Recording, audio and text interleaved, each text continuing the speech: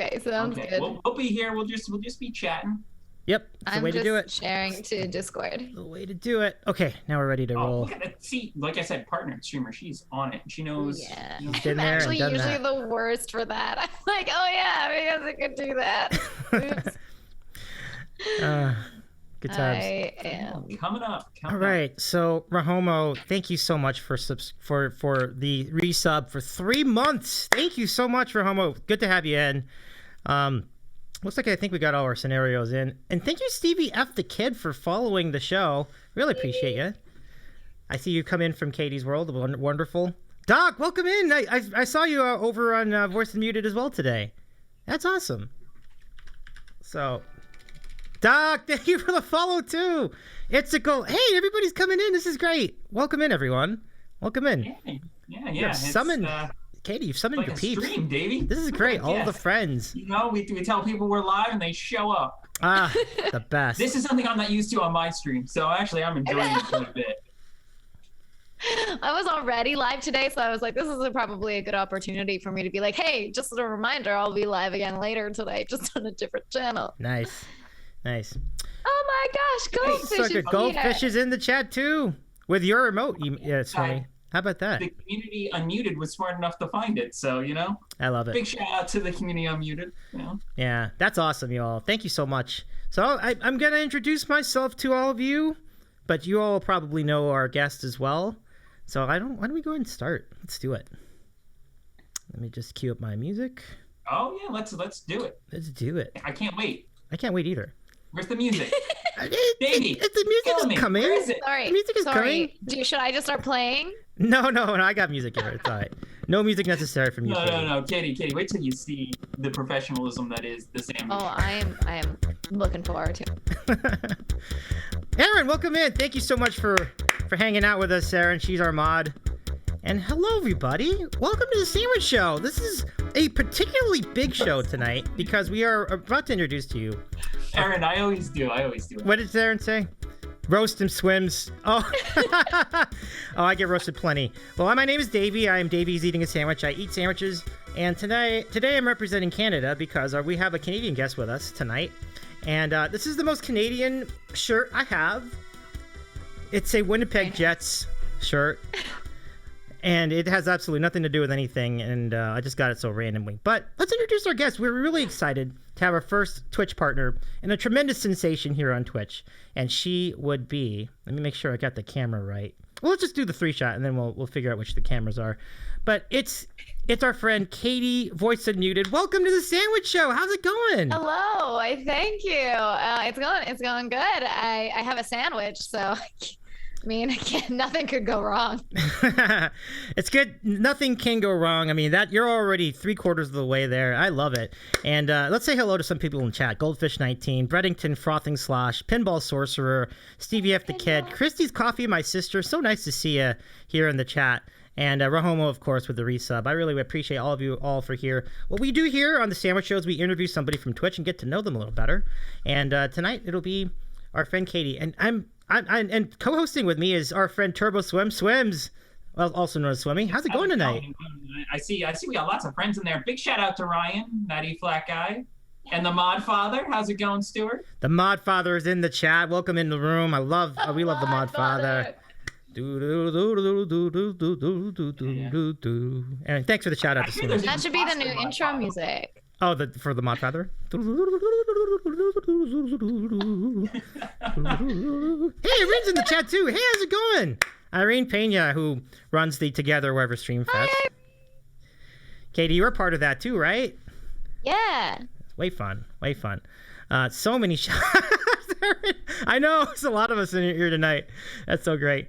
But yeah, that E-Flat guy was the one who recommended you tonight, Katie. So I owe him a lot of gratitude for that, and I'm glad you were able to oblige.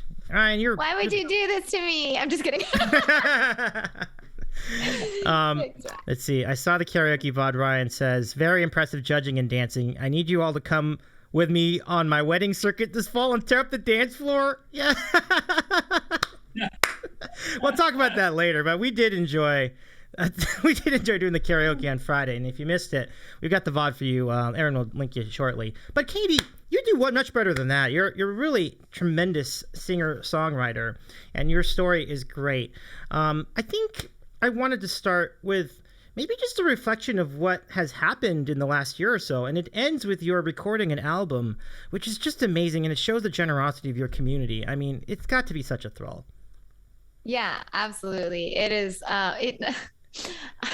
It is a thrill, and also just completely unfathomable. So I actually only started streaming. I only started doing music really just over a year ago, and in the last year I wrote my first song and then 9 others.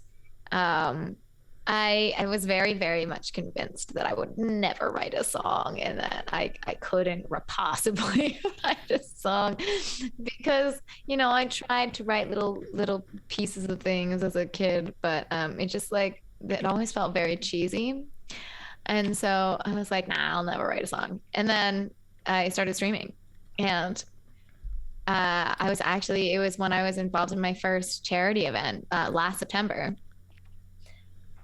The person before me was singing something that just kind of inspired me to write about what the event was. And I was like, yeah, let's do it. So I just started writing, and it wasn't anywhere near ready by the time my stream was, because I was an hour after that.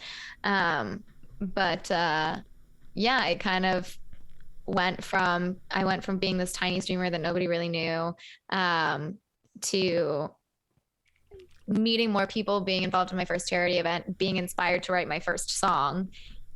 And then everything kind of just blew up from there. I started streaming more regularly the following month, so in October of last year. And then did another charity raid event in December, and then by February was partnered, and now I have 10 original songs, and I am planning to record 8 of them in the next couple of months. So it's been a really insane, very quick paced journey. And I never really expected any of this. So actually, I don't know if you know this, but when I first started streaming to Twitch, I did not know that you could make money on Twitch.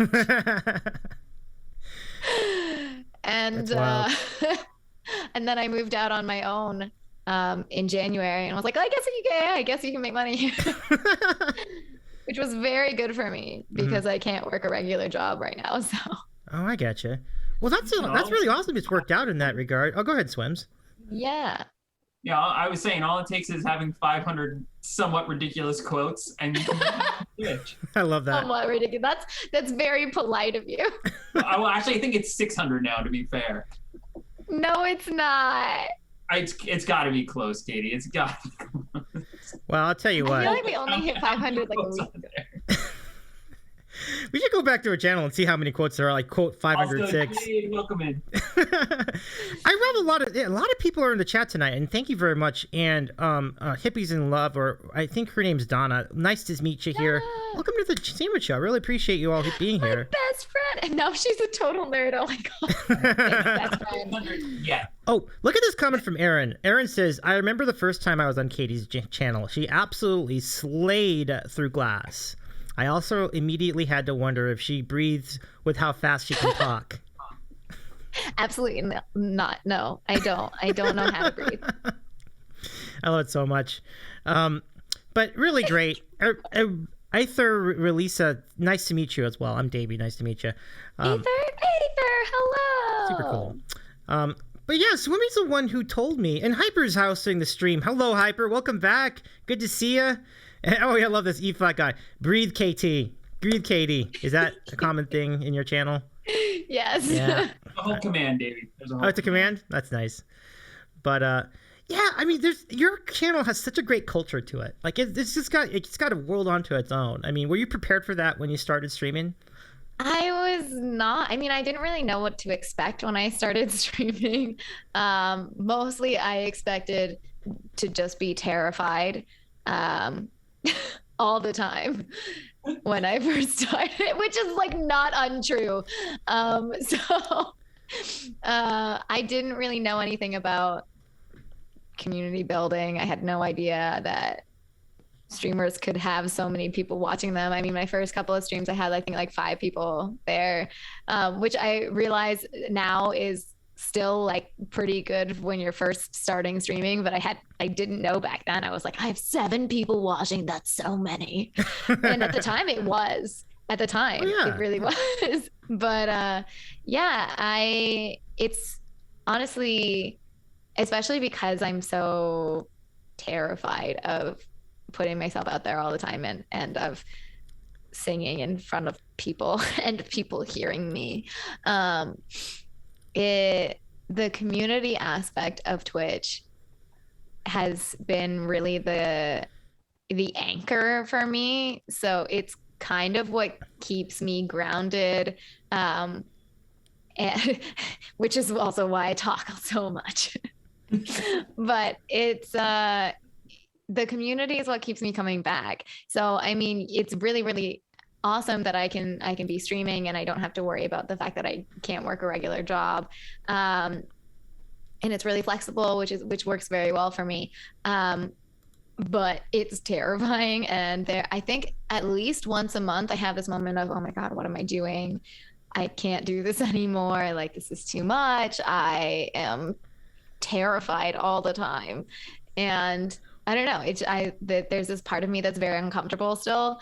I don't know if I'll ever get over that, but there's always the community. And no matter how crappy a day I might be having beforehand, I get to stream and everybody is just so wonderful. And they're so prepared to just like send all of the love and hugs and positive vibes. Even if I don't say anything about I'm having a rough day, just being on stream and seeing everybody and interacting with everyone just makes my day so much better. And so it's been really, really incredible. And I've never experienced the level of support that I receive on stream ever anywhere in my life. And I certainly do not expect to find that on the internet. Yeah, you're right.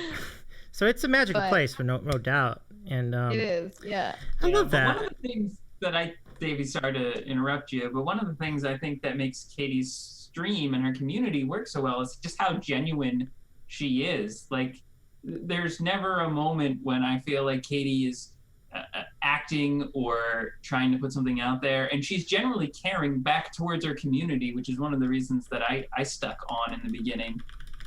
So I think that's really what makes it go. And I think without even knowing it, you doing that and being so genuine and caring really led you to be a leader in a way I don't think maybe you would have done if it wasn't for Twitch, which is kind of really unique thing to Twitch.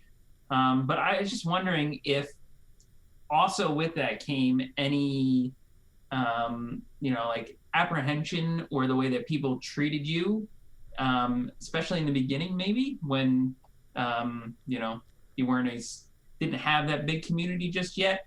Although I think they were pretty, from what I understand, they were pretty protective of you back in the day. But do you think there was, it was hard for you to make that transition into it? Or was it just, I'm just natural and, I have a camera and people can pick up on everything? Or was it just conscious, or was it just flew?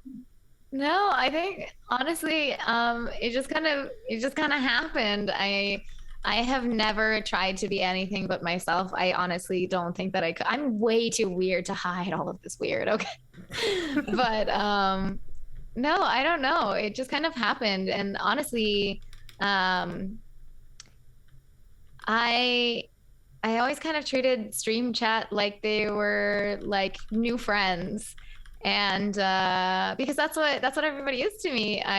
People are coming in and they're being really nice and supportive, and they're everything that a friend would be. And they're showing up to my streams more than my actual like my IRL friends are. So I mean, that's already amazing. But for me, I think I lucked out a lot, especially with the beginning, when I didn't have a whole lot of people watching me. So I feel like you can definitely like, as much as Twitch is a very magical place of very wonderful people, there's of course still people who are not quite so wonderful. And you'll definitely come across those people from time to time. But I was very, very lucky in that my first few streams, even the first several people to follow me were very nice people. And I just have this, I have a memory of, it was probably my first month of streaming. Someone came in and started hitting on me, and I'm like super, super awkward, and I didn't pick up on it at all. But I had, I think, 7 people watching, and every single person in the chat was like, no, you're like, get out of here. She's not here for that. Stop. Like, you're not welcome here if you're going to be just like making her uncomfortable. This is not what this is for. And everybody was there just like trying to help me, which was really amazing. So I think that I was just very lucky.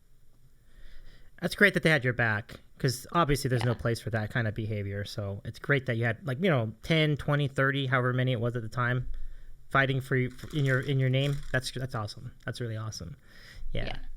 Davey, if I may take a little side note here, I would like to clear up some things in the chat. It's about the Cowboy Shirt.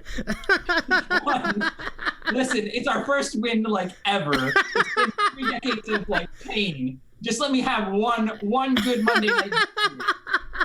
Donna, thank you. It wasn't even against your team. Also, Ryan, if I had more time, I would have made a more distinct answer. Question, whatever. Talking about people being mean, you're over there trolling, swimming. What did I ever do to you, Ryan? Look at swimming. It was the Eagles turbo. That hardly counts. Goldfish might be right, but Goldfish has a point there. I mean, the Eagles are fun. I just want one. Okay. This is the abuse I take as the You did that to yourself. You're a Cowboy fan, Swims. It's gonna happen. It's gonna happen. No, listen. I became a Cowboys fan because my dad was a diehard fan. All right. Only to find out years later. Now, I know this won't mean to people outside the U.S., but years later, he goes, the only reason I'm a fan of the Cowboys is because they played on Thanksgiving, and I didn't have to listen to my family.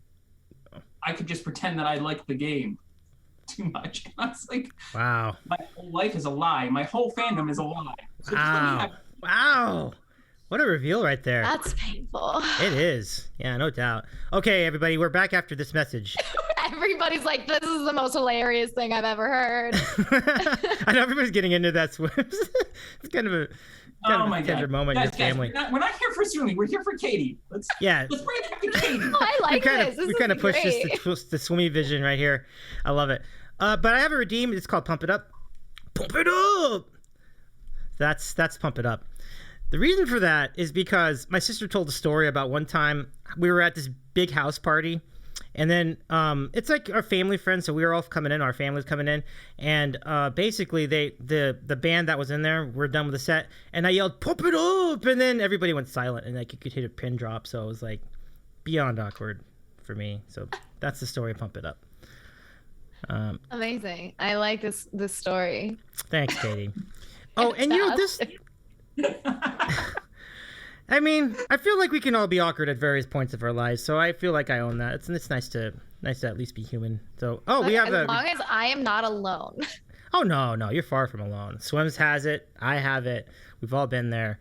And Irene even mentioned earlier in the chat that she gets nervous every time she streams, and she has a channel too. I mean, she's doing music streams as well, and so it just goes to show you that there's definitely going to be some nerves. I have it too. Like when I start, oh, thank you for the follow. Goodbye.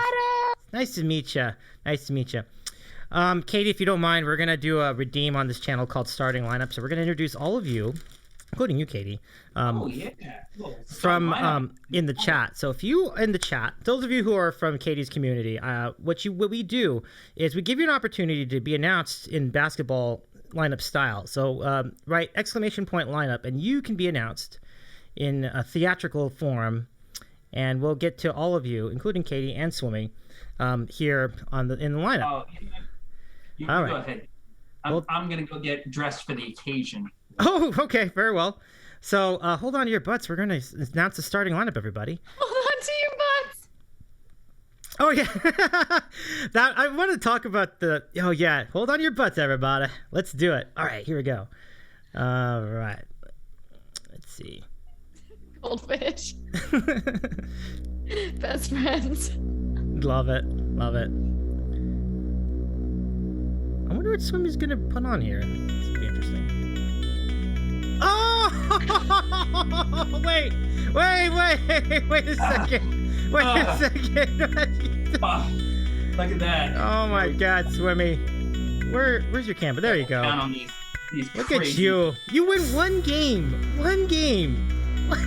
That's all. It's all good. All right. And now here is the starting lineup for your Davy's Eating a Sandwich Show chat. There we go.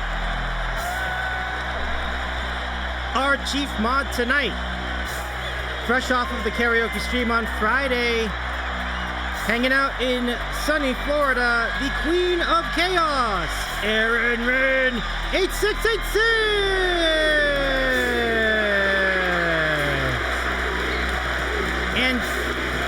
And coming up next, a teacher of piano and a master of perfect pitch, the leader of Ryan's Lions, Ryan that Eat Black Guy.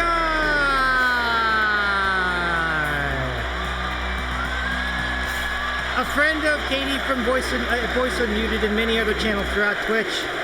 Mario loves to stomp on him all the time. Say hello to Goomba1618. And there's never a bad time for a goldfish, even though they're just fishies. You can eat them or you can store them in the bowl. Goldfish 19!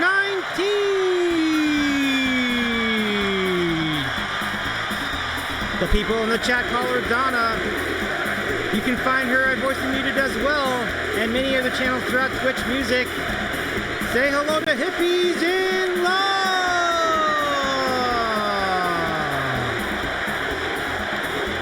Next up, the father of Jillian Hayek, the Mouth Father, Stuart Ayer.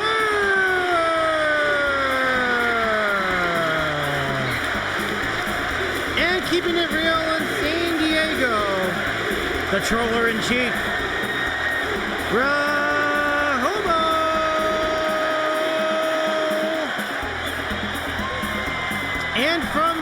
And also from the community Unmuted, we're in the Flower Power, Hippie Lover 0427. And hosting her own music stream, daughter of the Mod Father. Say hello to Jillian Hayek.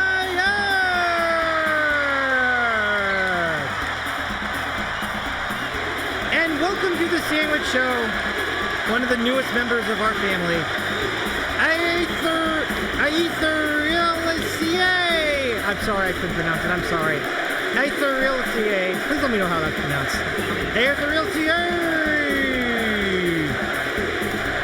And from Central California, originally from Oxnard, my sister loving the brew, Christie's Coffee. And also originally from Oxford, but now keeping it sleepless in Seattle, hosting a music stream once a night and the co-founder of the Together Wherever Stream Fest, Irene Pena. And new to the Sandwich Show chat, thank you for the follow. Say hello. He needs no first name or last name. Just call him Dog. And also from the Voice Unmuted chat, let's say hello to Itzical. And what the butt's another one? our newest member of the Sandwich Show chat, Dylan G3.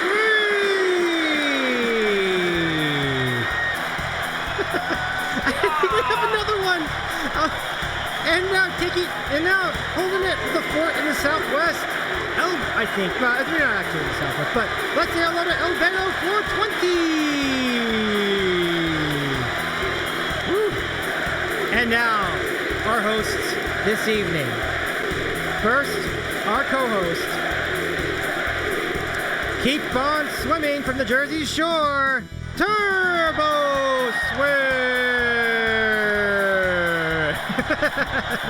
Showing some deck. Katie's shaking her head. That's awesome. I love it. And lastly, but not leastly, a breakout star on Twitch, a singer-songwriter based in Toronto, Ontario, Canada, and famous for the phrases, "What the bucks?" The hash brown lover herself, Katie voiceunmuted.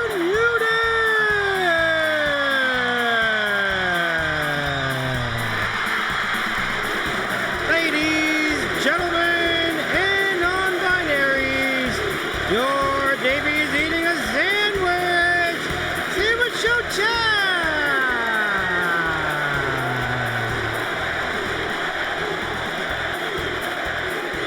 Thank you, everybody. Thank you so much. This is a huge roster tonight. It's a big team. Jade, were you not in the starting lineup? I didn't see you in there. I didn't see you. Thank you, guys. Thank you, everybody. Oh, I love that. I don't know. But thanks, everyone. Woo. And thank you for the hosting support. I love it. Well, thank you. I know that was the longest lineup ever. Also, poor Ethereal C. Sorry. Oh, I'm sorry, Ethereal. Ether, we're sorry. We love you. We love you, Ethereal. So, so good to and appreciate you all for that. Oh my goodness, we got some bits too.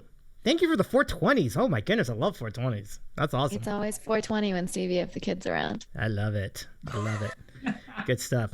Swims, I'll give it to you for one more question before we go to Sandwich of the Week. Oh, okay. You know what? Since this doesn't really tie into anything else, for those of you who don't know, Katie's written a paper, like a real scientific paper that I read. It is very, very good.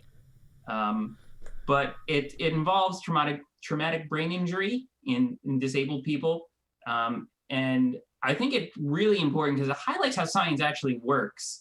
So what she did is she went through, took all the research that everybody else has already done on those topics, came out to what seems like a fairly obvious response, but no one put it all together before, which is that people who do have disabilities are more prone to get brain injuries and traumatic brain injuries.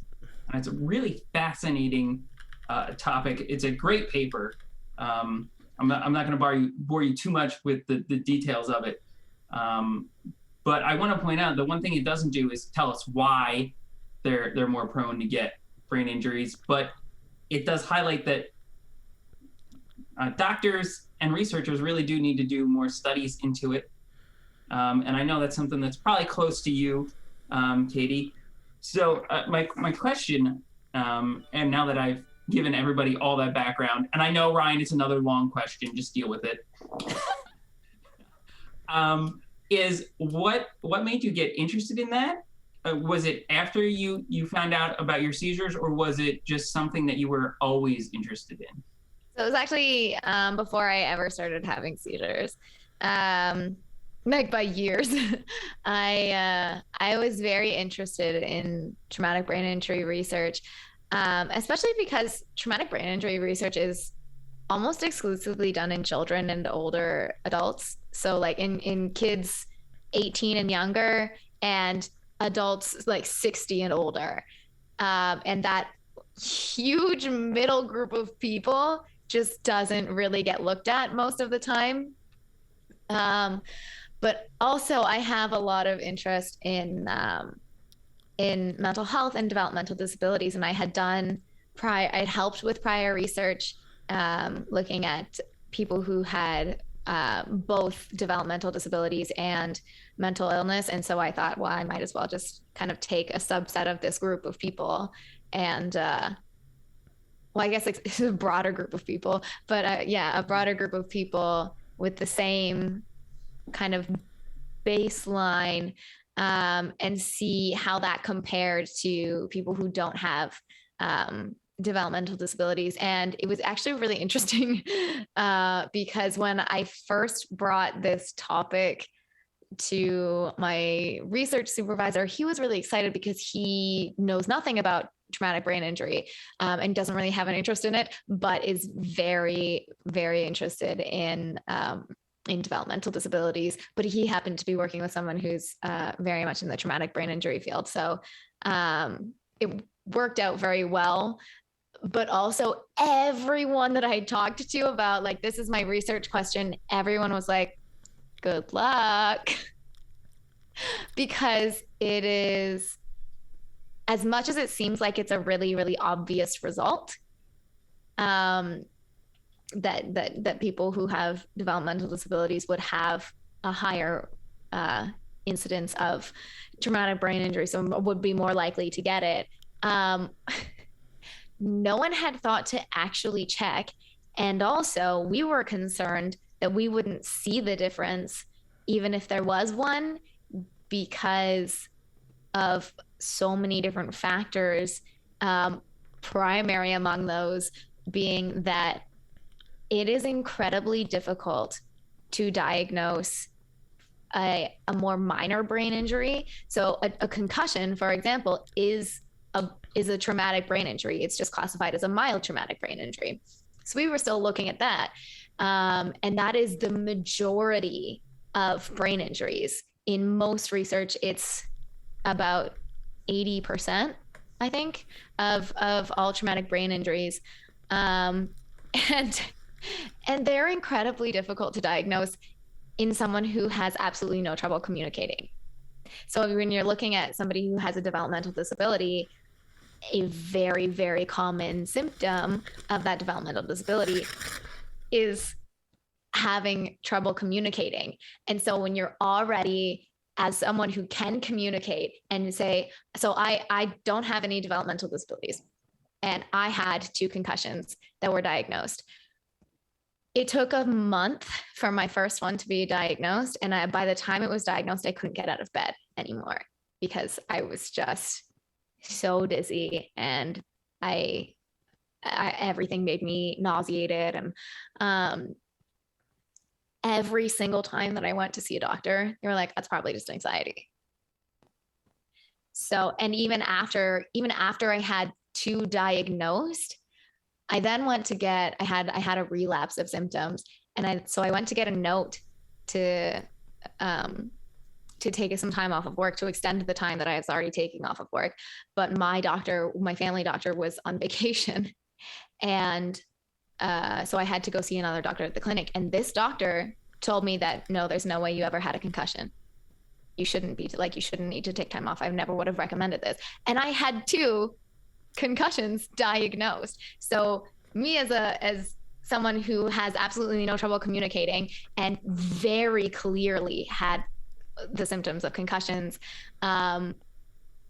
was still told that, no, you didn't have one. You just have anxiety, this, that, and the other thing. So you're definitely wrong. You didn't have anything. So imagine somebody who doesn't have the ability to communicate as effectively, or in some cases at all. Would you still see it? And so that was kind of why I was like, I'm not sure if this is going to work, but I think that it's important research to do. And I think that that's why nobody had ever really looked into it before, is because the likelihood that you'll be able to see anything is pretty low. But we did, and it was a super significant result. It was at every level, and taking out all of the other factors that might have influenced the result, it was still significant.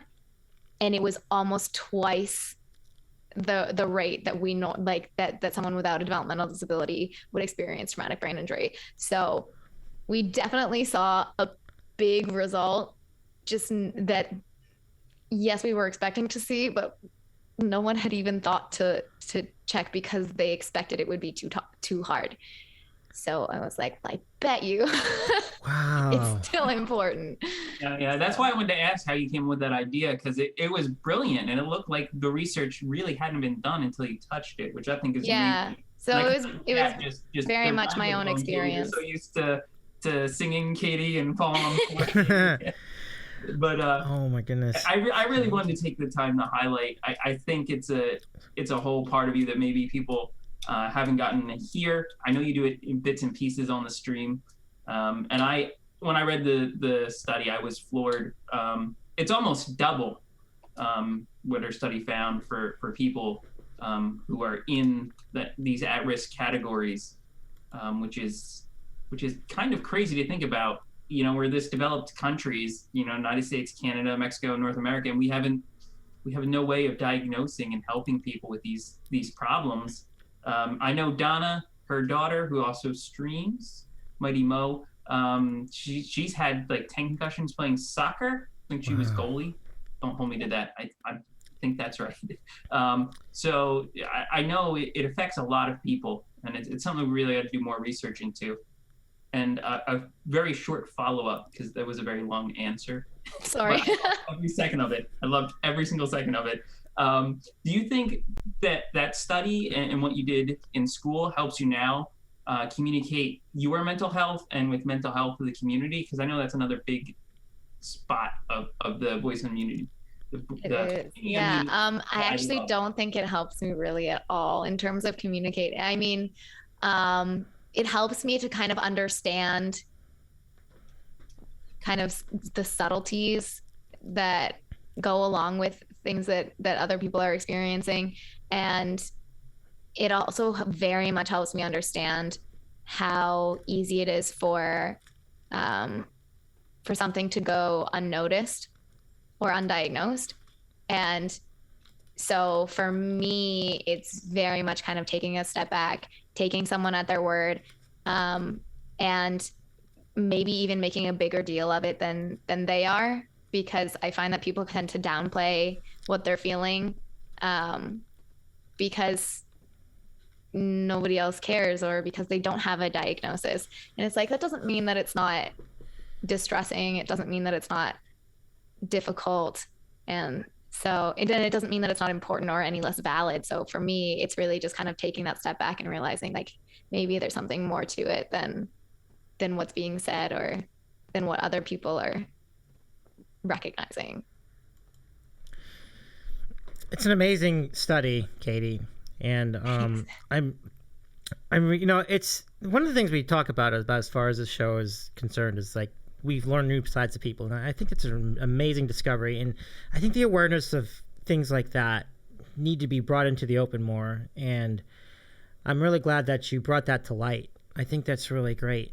And here's some comments from other folks who pretty much agree with that standpoint. Ogle Bison 8 says she snuck it into the Discord one day. She's too humble to brag about it. LOL. Aaron says, you think she can't be more amazing, and then she proves you wrong by being more amazing, which is seriously, that is amazing.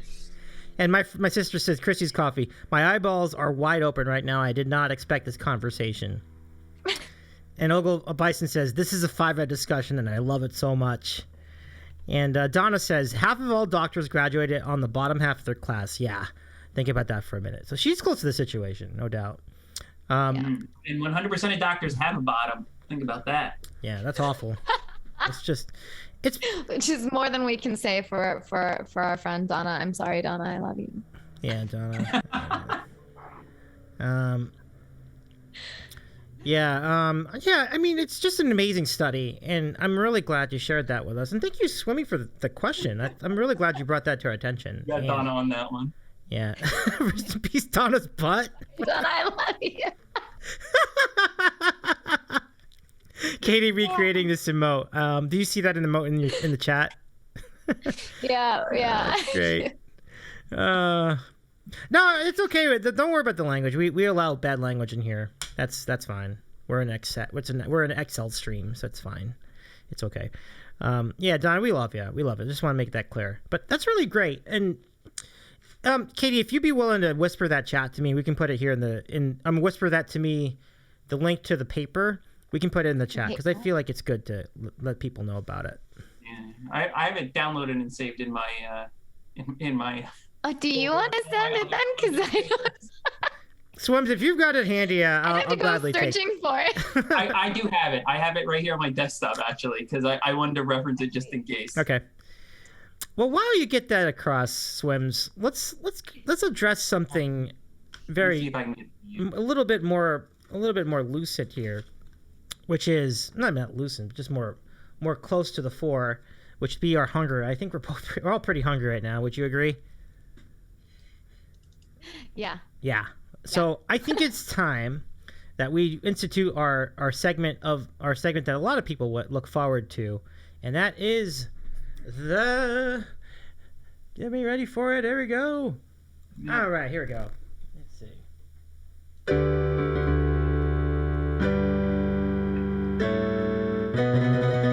I hit it. Yes, I got all the notes. Sandwich of the week, everyone.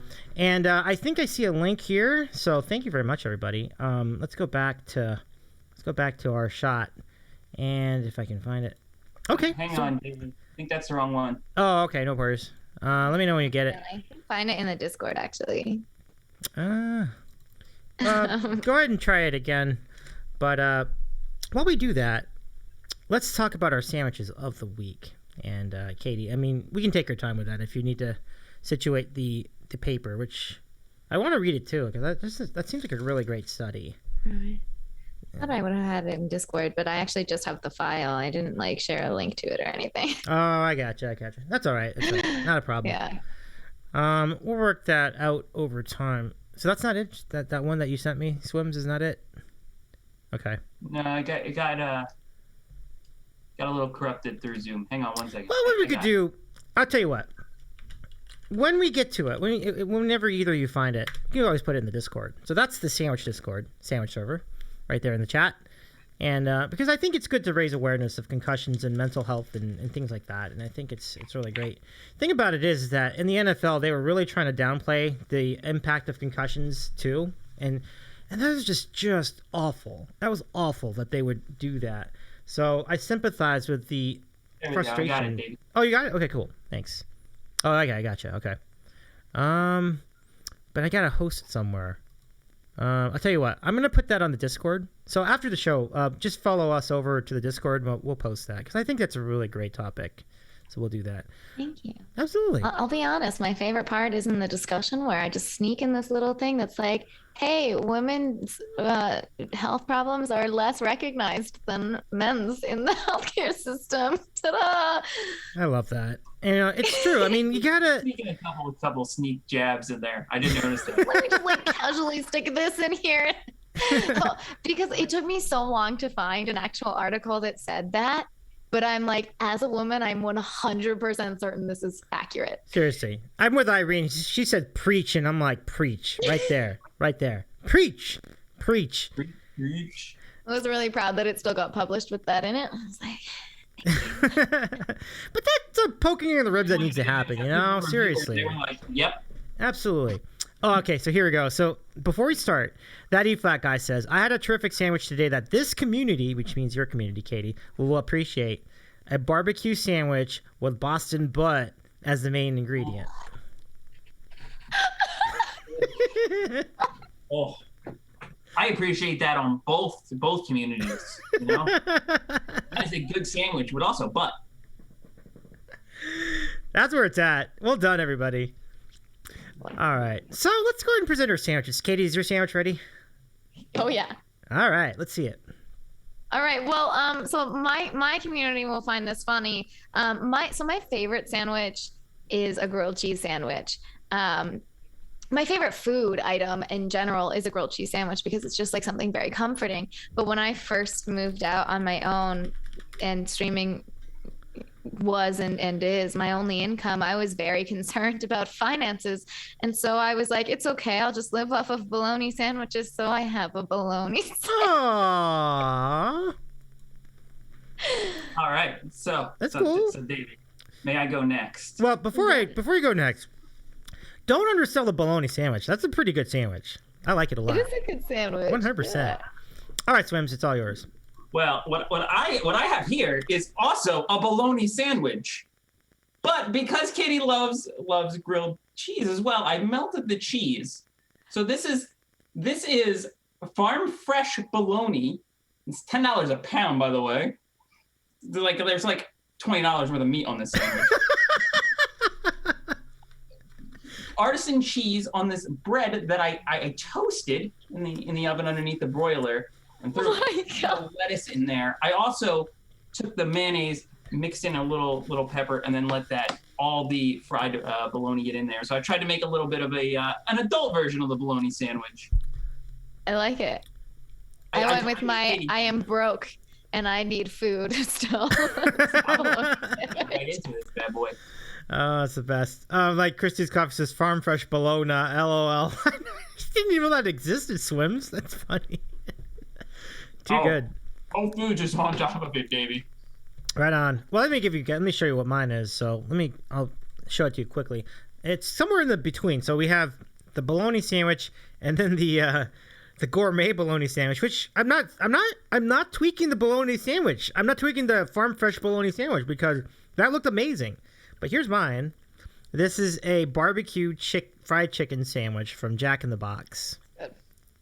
There you go. So I'll show that to you. Nice to get the rotation in. And that's what I got. Enjoy your sandwiches, everybody. Let's have some fun with them. While you do, I want to show you something. Bologna is so underrated. Those of you in Canada and the East Coast, I want to introduce you to something that we have here in California called Jack in the Box.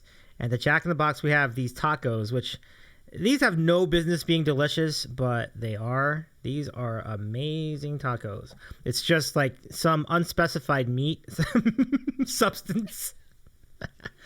Not terrifying at all. Oh, I know, right? I know. It's got lettuce and then a slice of like Kraft American cheese in it. This should not taste good, and yet it does. So I'll put that down for that later. Confirmed a taco is a sandwich. Confirmed a taco. No, that's not what I'm saying. I'm not saying that. Katie, I've been... The meat is pigeon. Pigeon, the meat is pigeon. Could be pigeon. It's possible. Donna says, fun fact, my sister did a paper on Taco Bell in college, and the grade of meat they used back then was called squirt. Excuse me? Yikes. As in, like, the sound it makes when it's coming back out? Like, I don't know why. Yeah, seriously, what's the context of that? And then Donna says, do what you want with that.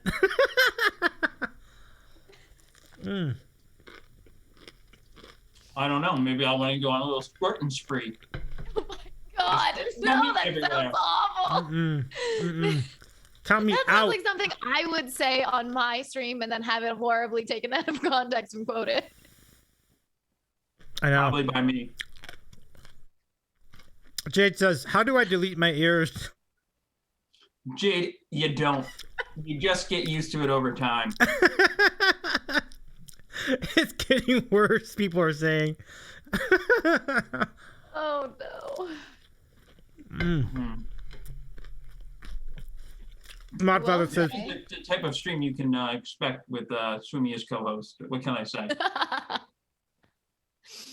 Listen, somebody's got to make Katie feel less awkward. Not possible.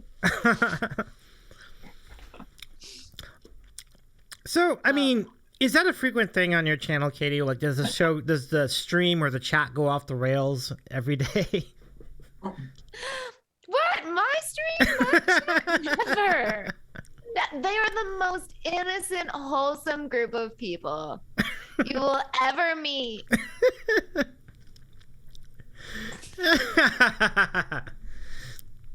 But I love it. It's like let's just recognize that Benjamin is part of that community. So. Mm-hmm. Yeah. Uh-oh. I don't know how I feel about this now.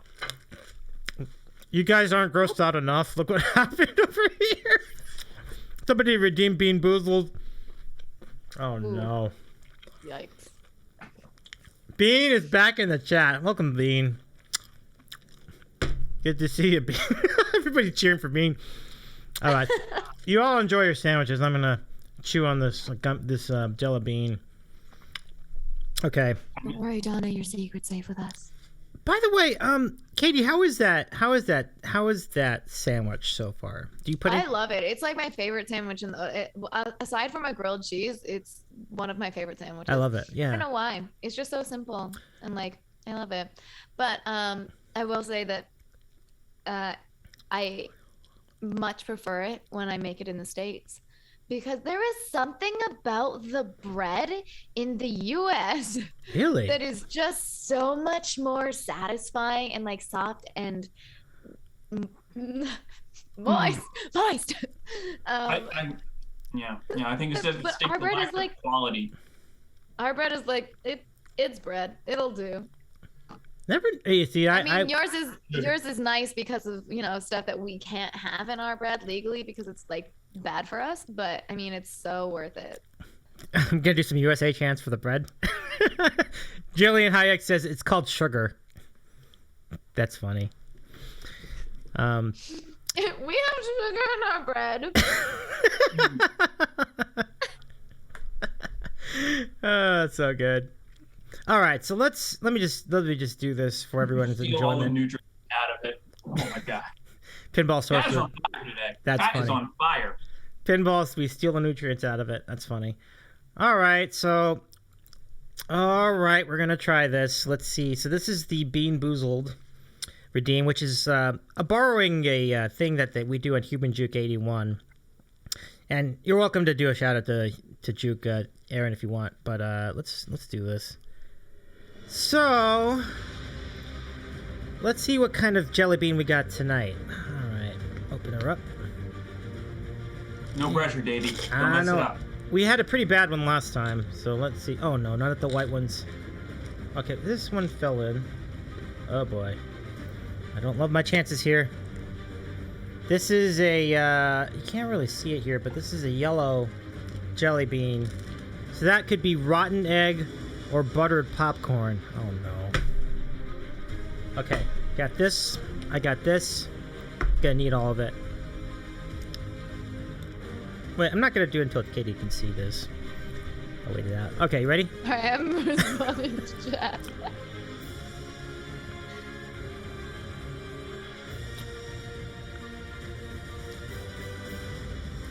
It's actually buttered popcorn. We did okay. We did okay. We did okay. Bump it up. We did it okay. That's just disappointing. Someone redeem it again. I love the spirit, Katie. I love it. I love it. That's exactly what I wanted you to say. Because generally the chat roots for failure in that scenario. And I love that. That's exactly how it should be. We've had some misses, though. We had a really, really rotten one, like, on Friday. It was, I think it was, what was it? Like, spoiled milk. Ugh. That was one to forget. Mm. But you can redeem it for 600. I think the guest asked you to do another one. I think you have to do another one, Davey. Isn't that the way it works? All right, I'll do another one. Let me do another one. You ready? Oh, Aaron already has forgiven me and accepted me as one of you guys. Aww. Nice fake I'm Ed. word early, Aaron. I'm sorry. You are one of us, Katie. You're welcome back here all the time. So why don't we do another one since you were kind enough to ask for it? Let's do another bonus Bean Boozled. Here we go. All right, let's go back to this. Let's go back and take a look at this. All right. Let's see if I can find. Come on, come on. I've had some beer too, so I'm trying to look for the. Oh, here we go. Okay, cool. Let me change that up. Okay. Let's see. All right, let's do a new one. Shoot, two of them came out. I'll take this one. Okay. So it's another yellow one. And this yellow one, so it's another case of rotten egg and buttered popcorn. Let's see. Mm.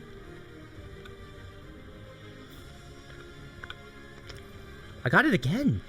I got another buttered popcorn. Holy mo! Let me get a different color. Okay. Sometimes you can't fight fate. Rigged. Rigged. Let's try this one. I'm doing a third one. I do it for the people. All right, so this is either dead fish or strawberry banana smoothie. All right, let's see. No. I know. One of those things. Yikes. Oh. No. That seems worse than the rotten egg, so I feel like we've made up for it at this point. No. This is legit bad. Dead fish it is. I like your emotes, Itsicle. Oh no. All right, third time's a charm for it, right? Stuart Ikes and Daymade. Woo, we win. R.I.P. Fish Brother. Oh, all right. I'm glad you enjoyed that. Jeez, that was rough. You guys ever try that, the Bean Boozled? Goldfish was okay. He was already dead. Let's see. Bean says, since I'm late here, what is everyone's sandwich? Oh, okay. Bean, I'll run that down. So, I have a barbecue chicken salad sandwich. That's mine. Katie? I have a regular plain bologna sandwich. Swims? I had a very adult fried bologna sandwich with some melted cheese, with a little homemade mayo sauce. Just wanted to show me up. It's fine. Yep. And Aaron says, You have your rich person bologna sandwich. I have my heathen bologna sandwich. Okay, to be fair, you are a very successful person, so you could afford all the fancy bologna you could possibly eat. But I had to bring back the bologna sandwich from when I first moved out on my own. I know. The stream let me do that. So. You know what? I was gonna go with just a piece of bologna between two pieces of white bread. It's two pieces of bologna between two pieces of mayonnaised white bread. Whoa. When I growing up on the farm, that would have been way too much, Katie. Oh, Irene, have a great lurk. Enjoy your dinner. I want to say. Listen, that's why I gotta rebel so much. I remember the farm food. Now I gotta step it up a bit. Got the kids menu. Actually, no. I actually grew up in a barn, though, Katie. Like I for real grew up on a farm. I wasn't doubting you. But also, bean dealer, just regular bologna. I kind of forgot that I was supposed to make a sandwich until 5 minutes before I was supposed to be here. No worries. It's all right. Sometimes that's part of the fun of it. Like, you can improvise. I've had to do that too, actually, Katie. Like, there was one time where I definitely did that, where it's like, I'm out of time. Let me just see what I have in the fridge, and then I just made a sandwich out of it. So it works out. Let's see. Turbo's sharing a stall as a child. Oh, God. That's from the Mockfather. Oh my god. Oh, so good. Let's see. Okay, so hello Fitness Gal, welcome into the chat. Fitness Gal is my friend. Welcome in. Let's keep enjoying our sandwiches. Let's now give it to you, chat, for a chance to ask a question of our friend Katie, voice unmuted. So good. Yeah, let's do it. Let's do it. That's why I'm prepared. I love it. Also, Ryan, Danny Flat Guy. No, it's okay. It doesn't have to be a callback to my youth. I still get offered the kids menu. Oh, really? At 26. No. I would cling to that, though, honestly. Like, that's the problem you want to... You have to be 12! There's no way she still actually gets the kid menu. I do. I get offered every once in a while. Unless I'm just going out with my sister. Like, if I go out with a group of like people who are older than me. So if I go out with my parents or, like, my parents' friends or... just friends who happen to be older than me, or look older than me at least, they ask if I want a kids menu. And I'm like, I'm 26, but thank you for that. That's impressive. That is impressive. Yeah, that's pretty deep into it. Sometimes I take it because I'm like, I know that I'm not that hungry and this is way cheaper and the same food. It's actually kind of underrated. Like, it's a good value in the kids menu for sure. Like, I kind of want the kids menu. Like, I don't need, like, this much sandwich. I just want this much, you know? So, I still get kids' shoes all the time. I don't even bother with adult shoes. wow. Kids' shoes are less expensive. There's no tax, and I can get light up shoes. I think she just admitted direct here, Davy. Is that right? Mounties in on this. Love it. Tax evasion. No, there's actually like in at least in Ontario, I think there are a lot of kids items that don't have like there's no tax charged on them. I never knew about that. That's wild. Yeah, I feel you. In New Jersey, we don't have any tax on any clothing items. So. Ryan, I do want to make one more point. Ryan, really quickly, I got a Voodoo Ranger Imperial IPA. Did that for you, my friend. Thank you very much for all your kindness in the last few days. And Katie, before we go to random questions, like, what was that experience like hearing him play one of your songs on stream when he did like streamer originals? I think that was on Monday. Oh, yesterday. Mm-hmm. It was honestly, I don't know how to describe it. I was just kind of speechless, and also it was like there was this little part of me that was like, okay, you don't have to make my song sound that much better than when I do it. That's fine. Because it was also just really, it was a huge honor. Ryan, thank you so much. But it was also really, really exciting to hear my song on the piano. I mean, I'd heard him play it on the piano a few times before. But more so, this was my first time hearing the whole arrangement with all of the looping and the harmonies. And I had never considered adding harmonies to that song. And now I'm like, but it sounds so good.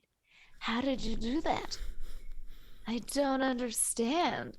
And it was just amazing. And so now we have to incorporate harmonies when I actually go and record it. So thank you, Ryan, for that.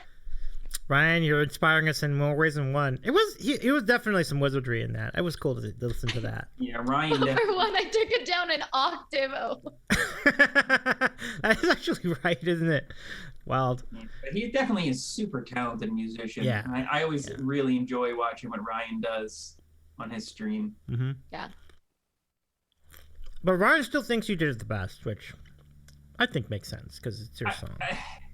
I don't know that anybody could ever match Katie's voice. I think it would be similar. I don't think it would ever be like as good as just there's always such expression in her music. Yes. And I always wonder how you do that, Katie. Is that just like you putting yourself into the songs, or was that just something that happened over time? I honestly, I just try to kind of put myself into the songs. It's something that I've said a couple of times before, and I actually said again for the first time in a while today. I feel like if I'm not putting 100% of my soul into the song, it's not right, So I try to feel the song as much as I can, and we go from there. So when it's my own songs, obviously that's easier because I know what my songs are about. And they were written in times where I was feeling really overwhelmed by something, for most of them anyway, not all of them, but most of my songs were written when I was really overwhelmed by something and I didn't know how to handle it any other way than to just write it in a song. And so it's really easy for me to kind of connect back with that.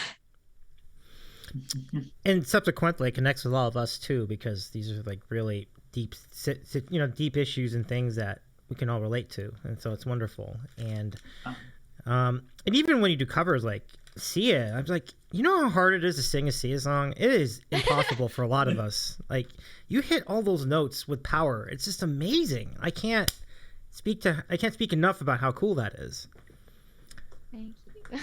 Yeah. Sometimes the ability to breathe is not there, but it's okay because I have practice from reading the chat and talking really fast. Right on. Yeah. Black guy says, "There's no Sia on my song list for a reason." Hey, David, do we have the questions loaded up? Oh, we do. Let's go ahead and start the queue. Aaron, go ahead and start the queue. We're going to go ahead and do our intro. So, folks, now it is your chance to ask Katie a question. or Swimmy or me if you want, but mostly Katie. And what we call America's favorite moment in, if I can find the thing, in Twitch broadcasting. Do the dance. It's time for random questions. Good stuff. Ask us anything. And before we start, Itzical says, if I do most of the songs that Katie does, I have to be like an octave or two lower. And then Katie chats, what is breathing? Davey, may I sort out the random questions? Yeah, if you like. Yep. Yeah, let's start out with the classic pancakes or waffles. Oh yes, the classic, the staple. What do you say? What do you And say? there is a right answer. Waffles. Swimmy loves it. Tin Tam, who's not on the chat, but he loves it. Aaron loves it. Aaron would also like us to include French toast. But Well, Aaron loves French toast. I don't like French toast. Uh-oh. Katie is the perfect guest. Oh. Aaron, I hope you forgive Katie for that response with the French toast. I don't like French toast because I don't like eggs. Like, I like eggs when hard boiled into something else. Like if it's egg salad, or if it's I like, well, not necessarily hard boiled, but I just like them cooked into something that's not just eggs, especially scrambled eggs. I really don't like scrambled eggs. No. We definitely got to start including the French toast in there. They got some fans in the chat, Davey. We do. There are going to be factions on all these sides. Aaron says, Katie, I take back my amazing comment from earlier. Aaron. What about French Canadian toast? French Canadian toast? That's Phil Phillip. Horrible. The rudest, most... Oh, that's great. Yeah, Jade says, this question always manages to start a war in the chat. And how? Really does. It's hysterical. Yeah, well, she's on the wrong side of it. History will show. Time will tell. Waffles, 100%. Pancakes. You Well, this could go on all day for sure. Let's get to the first question in our queue. It is from that E-flat guy, Ryan, and he asks, what is the best way to eat a potato chip? Why would you do this to me? Oh no. Oh man, I love it. I love it. I wish I had potato chips so I could explain what I mean. Yeah, get a chip. I want to see it. If it's in the kitchen, we'll wait for you. No, I actually just don't have any in the house. I have to go buy some. You guys got like 10 minutes, I can go. Oh, that's funny. No, I lick the seasoning off of the chip, off of both sides of the chip, and then I eat the chip. I guess that shows how new I am, relatively new compared to Swimmy I am to the voice best and way to eat a chip is just my preferred way.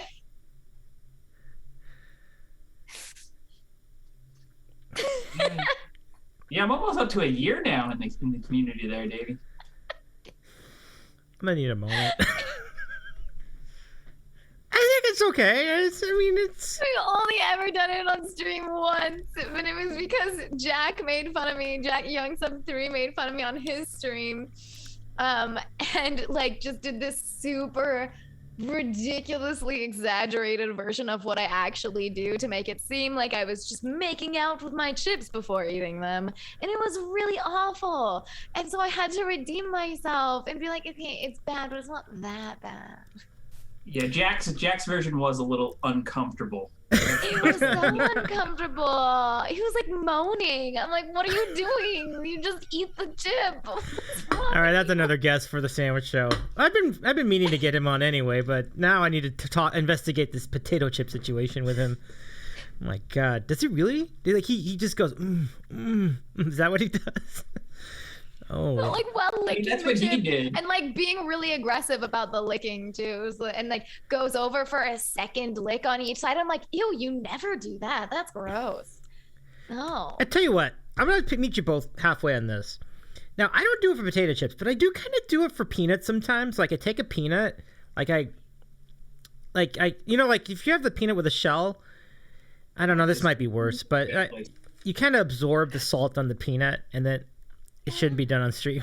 And then I kind of roll with that. So that's kind of my move. But what's going on swimming?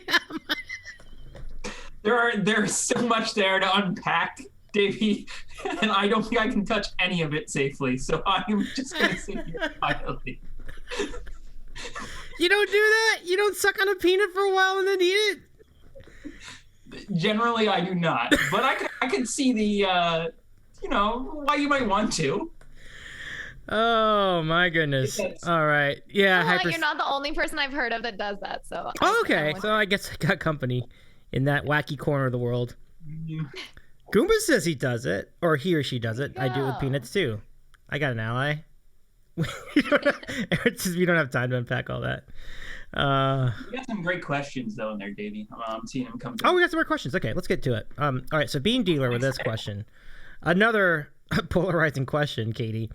Cake or pie? Cake. Ooh, cake. All right. Definitive answers. Boom. Right to the point. Swims, what do you say? Well, I'm pie all the way. I don't like cake at all. I stopped having cake at my birthdays when I was like 4. So I like cake, but I like to make my own cake. So it's like half as sweet as your your typical store-bought cake. I endorse that so much because the cakes that they have are excessive, especially with the icing. It's like, too much sugar. I love it. I might get into cakes if they were less sweet. I'm not a very sweet person. I actually, or anything. As horrible as it may sound, I hate cakes from bakeries specifically because the icing on bakery cakes is just disgusting. It is. Like, it's straight up just like if you were to literally take Mary Poppins literally and be like, a spoonful of sugar helps the medicine. No, it freaking doesn't. It helps nothing go down. A spoonful of sugar is disgusting, and so is the cake icing at a bakery. I completely agree with that statement. You know what, Davey? We need to start some sort of tracking for rants on this show, because this is 2 shows in a row. We've had 2 excellent rants. I love this rant. It's a great rant. The bakery icing rant shall go down. It's gross. It is, though. I'm gonna go clip that after the show if no one else does before. I'm totally doing that. We need people to know about this. I put it on my freaking Instagram. That's how much I strongly feel about that. If you were to Google a recipe for American buttercream, which is like typically what bakeries use. What? Okay, wait. I'll bake you cakes to see in your tub. Bean dealer, deal, except that can we have a bake-off first? Oh. Ooh. Will this be televised on Twitch somewhere?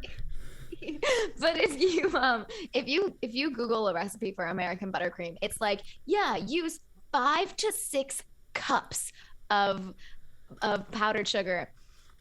I use like 3. If it's more than 3, it's too many. That's really gross. Like, even at 3, you're kind of pushing it, but you just add a little extra butter and hope for the best. It's awful. Yes, Bake Off, 100%. You're the grandson of a baker. Yeah, I am 100% sure I still want to throw that challenge down. And Goomba says, can I judge the Bake Off? What do you think? If you can get here, Goomba, in time, yeah, deal.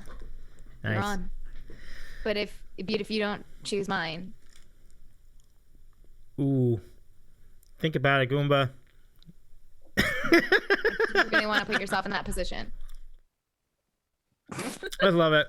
Oh, we got a clip in the chat. Well, thank you, Hyper. Okay. Me talking about bakery icing. Katie is ready to throw down, says that E-flat guy. Love it. Okay. Always. Let's see. PJ and me with a question. Long-time listener, first-time caller. Will Katie ever remember us little people for singing for... Oh, I'm sorry. Will Katie ever remember us little people and sing for us at neighborhood grocery stores again?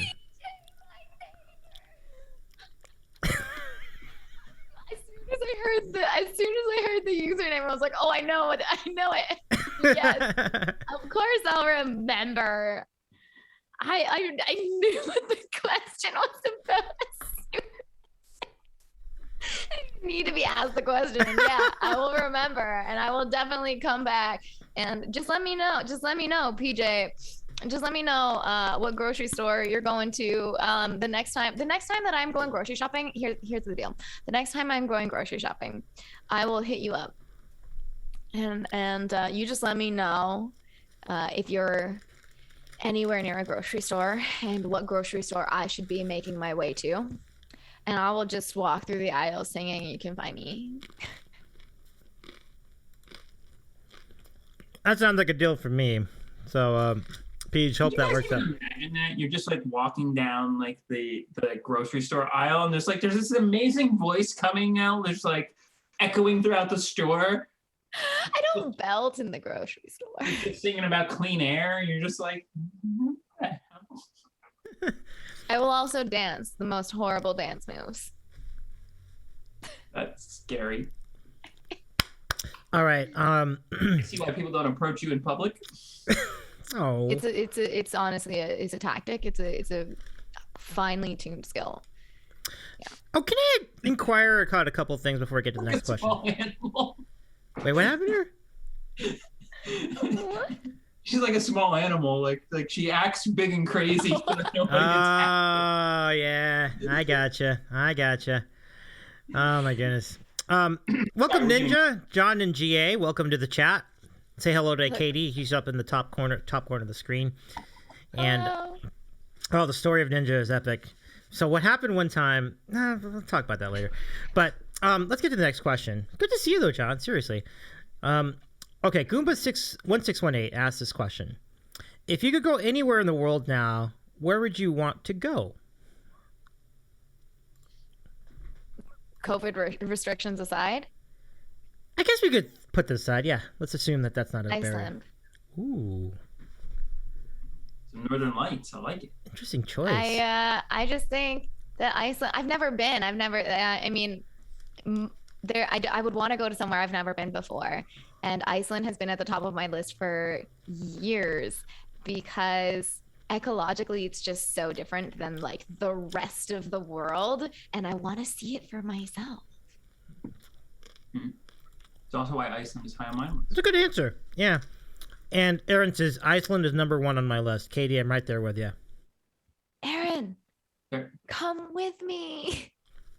Oh, that'd be a great trip. I'll make you French toast. I'll just also eat waffles in front of you. Can you manage that, Aaron? Would you be good with that? Be cool. Swims, what would your answer to that question be? Aaron's all about it. She says I would. I actually just talked about this on my stream yesterday, and Mario Code Black. We were talking about my top choice is to go to Germany, and possibly see some people there. But my second choice was Iceland, and we were talking about. He said Iceland is beautiful, but it's very expensive to eat. Yes. And I mean, it's an island. You got to kind of expect that. So I think that would be my 2 top choices. But we'll see if COVID ever lets me get to either of them. I heard that. I did have plans to go to both and Canada, all that have never happened. So some Well, you point. can come to Canada now. I just can't come to you. Yeah, I'm aware of that. But there's all sorts of issues getting back in now. Oh. New Jersey's a little weird with what they're accepting, what they're not. And unfortunately, I have to work with the state itself for my job. So it's a little tougher. Like, I can't just be like, I was in Canada. No big deal. You don't need to check my passport. I wish I could, but Yeah. it's a little, I don't know. Everything is just weird. There's like no set thing anywhere. It's Yeah, I can see that being tough. Godfather, who's Ben? Now, Aaron says she can make me French toast and I'll make her waffles. It'll be great. It's a deal. There it is. Stuart Hayeks with this fun fact. Ben can speak a little German. I think that means you, Who's right, Swim? Ben? Yeah, I can speak a little bit. There is no Ben here. Katie is right. I have to say, Katie is the only person I have ever met in my entire life. I'm like, I prefer my name to be Benjamin. And every time she calls me Benjamin, and in fact, people on Twitch call me Benjamin now, and I'm like, oh, this is awesome. People actually call me what I want to be called. I've been shortened to Ben so much that there are times I just don't even bite it. I'm just like, okay. Oh, as soon as you introduced yourself as Benjamin, I was like, all right, Benjamin it is. I have never called you Ben. Ben feels wrong. It's I know. It feels wrong on my ears when you say it. Oh, I love to see that E-Fleck guy. Turbo has been tired of that name. I have been.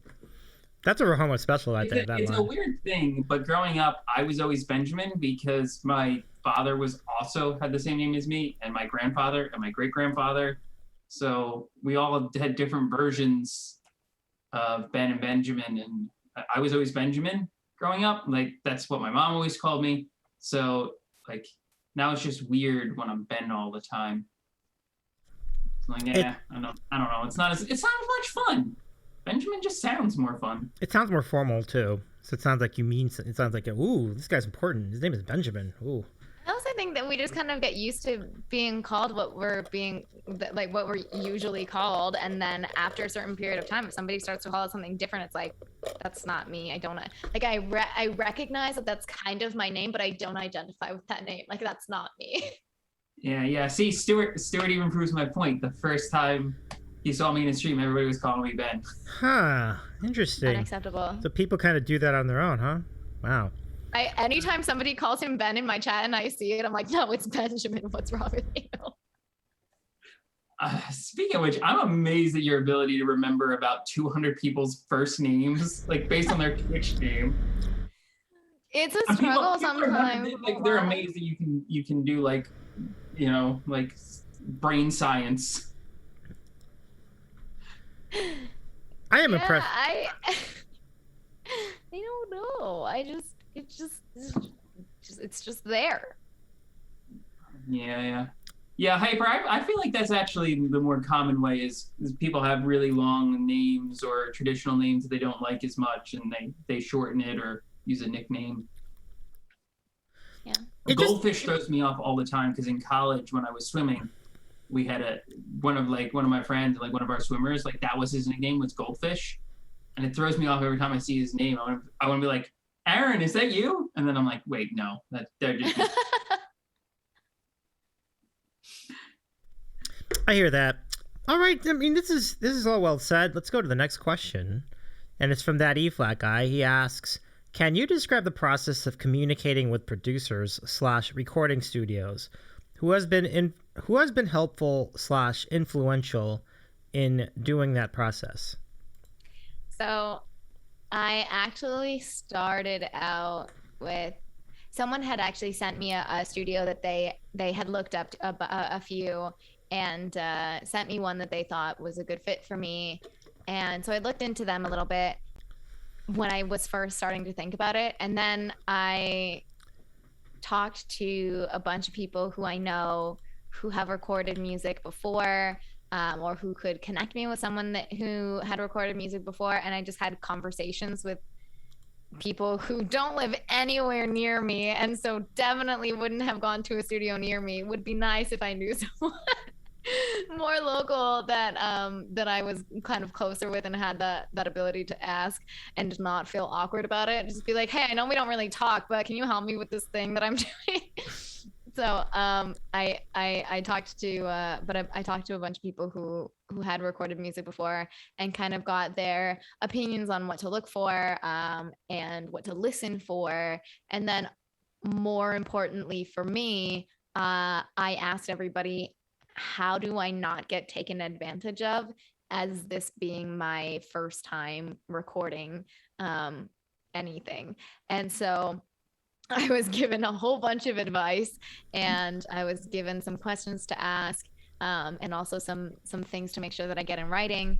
And then I went about this very long process of Googling all of the recording studios that are near me. And I live in Toronto, so that's a lot. And I just kind of looked through their websites and I picked my top 7, which is an odd number. I wanted to get it down to 5, but I couldn't. So I picked my top 7 and I just sent them all an email just saying, hey, I am looking to record this many songs and in the near future. This is kind of the style of music that I have in mind. I can't remember what else I said, but essentially I was like, would you be open to an online service for one song that I would then re-record another time just to to show me what you can do with this song production wise, and then just starting that process, sending that first email, even if they say no, like we can't do that. I also told them what I was looking for and that I wanted to I want to maintain rights to my music because I'm writing the songs. I'm not looking for a co-writer or anything, and so I made that very, very clear at the very beginning. And then I told them all of the services that I would require, and a couple of people told me that they didn't have all of the services, but if I was able to find the ones that they didn't have, they would love to have me.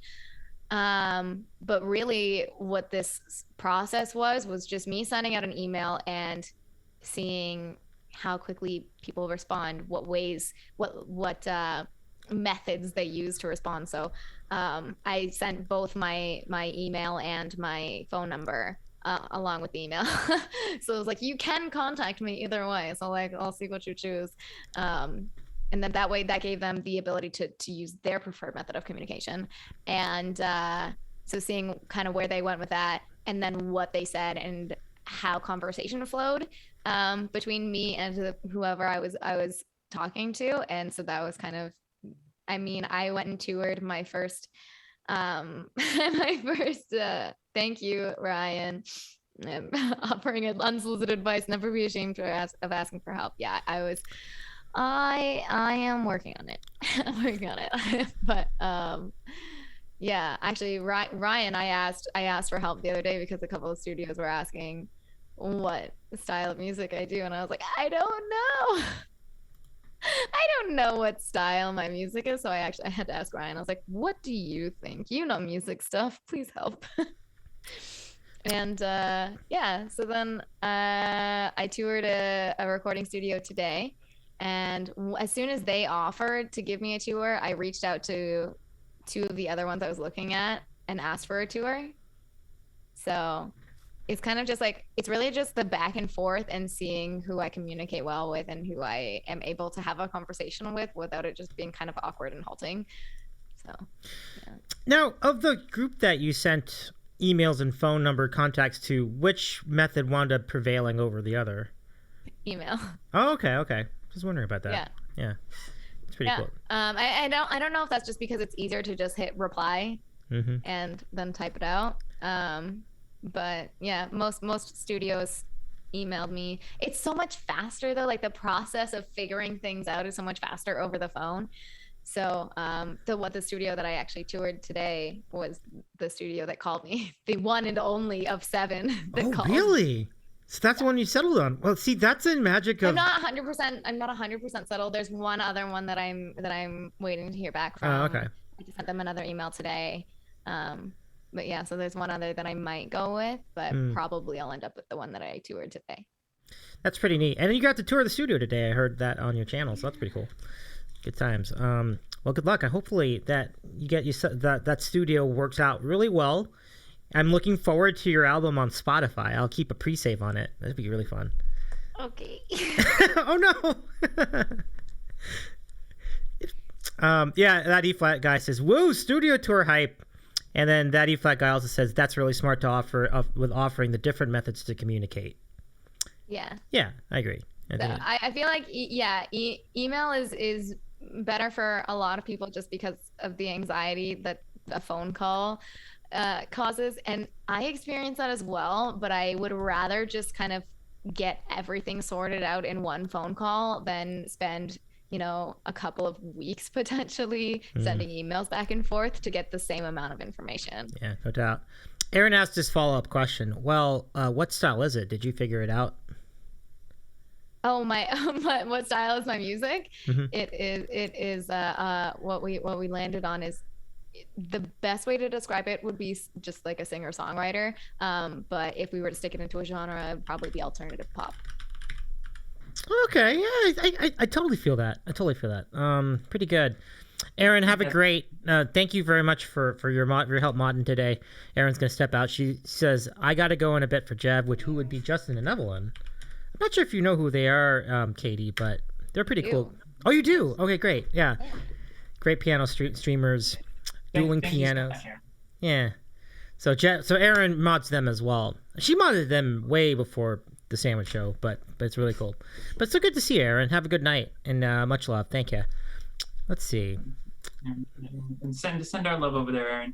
Oh yeah, yeah, Aaron, absolutely. I mirror that. Send our love over there if you could. I'll say hello. Yeah. Thank you for the question, Ryan. That was a good question. And now from the Mod Father. Fantastic answer. Yeah, 100%. I was always curious about the process of writing a song, or writing or recording an album. And it does sound like there's a lot going into it, but it's great that they're willing to accommodate. Yeah. For sure. Yeah, for me, I didn't know what to expect. I had no idea what to do. So I literally was just like, okay, I just asked other people. I was like, what did you do? What should I do? So yeah, I had no idea either. I'm still kind of going through the process, but I mean, I feel like it's a step above going to YouTube, so. Yeah. Yeah. Well, yeah, you can get on a lot of different platforms if you record this album de facto on audio. So we're all rooting for you, Katie. That's gonna be great. I can't wait. We know the songs are gonna be awesome. Like that's not even the problem. It's just a matter of the technical stuff. Everybody's already heard the songs. For sure. Yeah, but I think being produced, I have faith that you will be able to guide them in a direction that'll be even better. I expect to be blown away. It's a very high bar, but all right, I'll try. You know what? I would say it was a high bar for anybody else, but every time I turn on the screen, high bar I for me, find myself just my jaw dropping, and I'm just sitting there staring at the screen, going, "How is she doing this? Oh, right, I watch this all the time. This is just Katie." So I don't think it's that high of a bar. As a matter of fact, I would be absolutely flabbergasted if they weren't better in some way that I never expected. I love it. And Ryan adds, Katie, you said you put 100% into your music. Just do that and you'll be golden. We got caffeine as my drug in the chat. Caffeine, Caff, welcome in. It's good to see you. This is Katie. I think you know her, but welcome, Caff. It's nice to see you. Let's go to the next question. This is from the Mod Father, and the Mod Father asks, you have a bouquet of flowers. All but 2 are roses. All but 2 are daisies. And all but 2 are tulips. How many flowers do you have? What? I know. I was not prepared for this kind of question. Clearly, you have all but 2. 3? I can't even remember what the whole thing was, but is it 3? All but 2 are roses. All but 2. Yeah. It's either 3 or 6. I couldn't even say. It's got to be 3. Katie says 3. Swimmy, do you have anything on that? Oh, I do not. That's a tough one. I do not. Oh, Stuart says that Katie is right immediately. Impressive. Pump it up. Yeah, well done. How did you arrive at 3? That's very interesting. Well, you said 3 different types of flowers, and each one it was all but 2. And I was like, well, if all but 2, and there's 3 different types of flowers, then there can only be 3 because each time you're saying 1, and there are only 2 left. Oh wow. Yeah, good call. Yeah. Good call. Yeah, she got it right away. Like That's I said, why she makes the big bucks. I mean, I wouldn't have figured that out. I guess there's other like situations that you could like come up with, but it's not really the spirit of the riddle. Yeah, Stevie F the Kid. I'm still trying to figure this out. Me too. I can't figure. I take her word for it. It's like that water bottle problem. It's like really good. It's really good. You figured that out in like a minute. Goomba says she knows the butts. Or do I know the buds? The buds. Let's see. Stuart said, "Hey, I am now a bigger fan of Katie and disappointed as usual with the other two. What are you gonna do? What are you gonna do? What are you gonna do? I have no defense for that." You can't be any more disappointed with me than you already are. So. He's in almost every stream, so he knows the level of disappointment that he bring to Twitch. So yeah, I mean, I got nothing. I just have to stand. I'm just happy he's acknowledging me with my jersey on. Good point. Is Donna still around? I'm surprised. I'd be surprised if she still acknowledges you. Wild and crazy. Okay, so keep the questions coming. Exclamation point question followed by the question itself. For those of you in chat, you all have done a tremendous job because I didn't bring that up at the beginning of the segment, but you can see it there in the corner of the screen. Exclamation point question. Write your question, and while you do that, I'll ask a question of my own. After Katie's stream. Yeah, need balance after a Katie stream. I love it. So Katie, you have a lot of cool like memes running on your channel, and obviously your biggest catchphrase is what the butts. And so my question is, what is the story behind the phrase "what the butts"? It's not much of a story, really. It was actually last October was the first time that I got just a ridiculously large donation all at once from someone. And it was from Snuggle, who was in my stream today again for the first time. I think he lurks a lot, but he was there for the first time actually in chat, and it was super exciting. But anyway, he was the first person to ever send me any sort of large sum of money. Like I don't even think that I had received $100 before from one person, much less at one time. And so I kind of was just stunned, and I didn't know how to respond. And so my brain just went, what the? And I had nothing to fill it in with. So I just said, but. And it stuck. Like I can't not say it. I mean, now I say holy butts as well, but what the butts just became a thing that came out of my mouth. That is brilliant. And I would like for everyone to spam the butt emote in the chat if you have it from Katie's channel. That is so great. So sometimes I have two butt emotes. I just enter the chat every time with "what the butts." Lots of people do. Yeah. And lots of people, I've gotten messages from people about how it's now become part of, their regular vocabulary. And so every once in a while they'll have to stop themselves from saying "what the butts" to a coworker or a boss. Yeah, but you know where I've been using it and it works great? Group of kids. You can say "what the butts" to a group of kids, like when they do something ridiculous, and they're on board. They giggle like there's no end. They love it. Amazing. That's brilliant. And then, the only problem is then you got a bunch of kids running around screaming "what the butts" at each other. What the butts? Oh my goodness. They have to explain to their parents why they're saying. Yeah, but I just go, well, they could be cursing at each other, and look, at least they're not dealing drugs, okay? Right. Given the choice, I think that's the better of the two, no doubt. Dutch says, "Hey, Dutch, welcome into the chat. I saw you at the Human Juke earlier today. Awesome story. I agree. It is an awesome story." Natty Flat Guy says, in response to the kid saying "what the butts," we learned it from the man wearing the cowboy shirt. So the worst kind of person, really. Yeah. Let's see. Stuart Hayek says, "Nicknamed my son's soccer team the Buttheads. First parental meeting was interesting." Interesting. Amazing. I love it. You know what? Having spoken with the Modfather, I believe he actually did that. I'm pretty sure he did. Goomba says, "The new generation will owe Katie for the what the butts in their vocabulary." Yeah, it's gonna be in the new edition of the Merriam-Webster's dictionary. WTB. WTB. Love it. But that's what you gotta hang on to stuff like that, because like it makes your channel distinctive. Like when people say "what the butts," we know, oh, that's Katie. That's totally Katie right there. That's voice unmuted. That's totally her channel.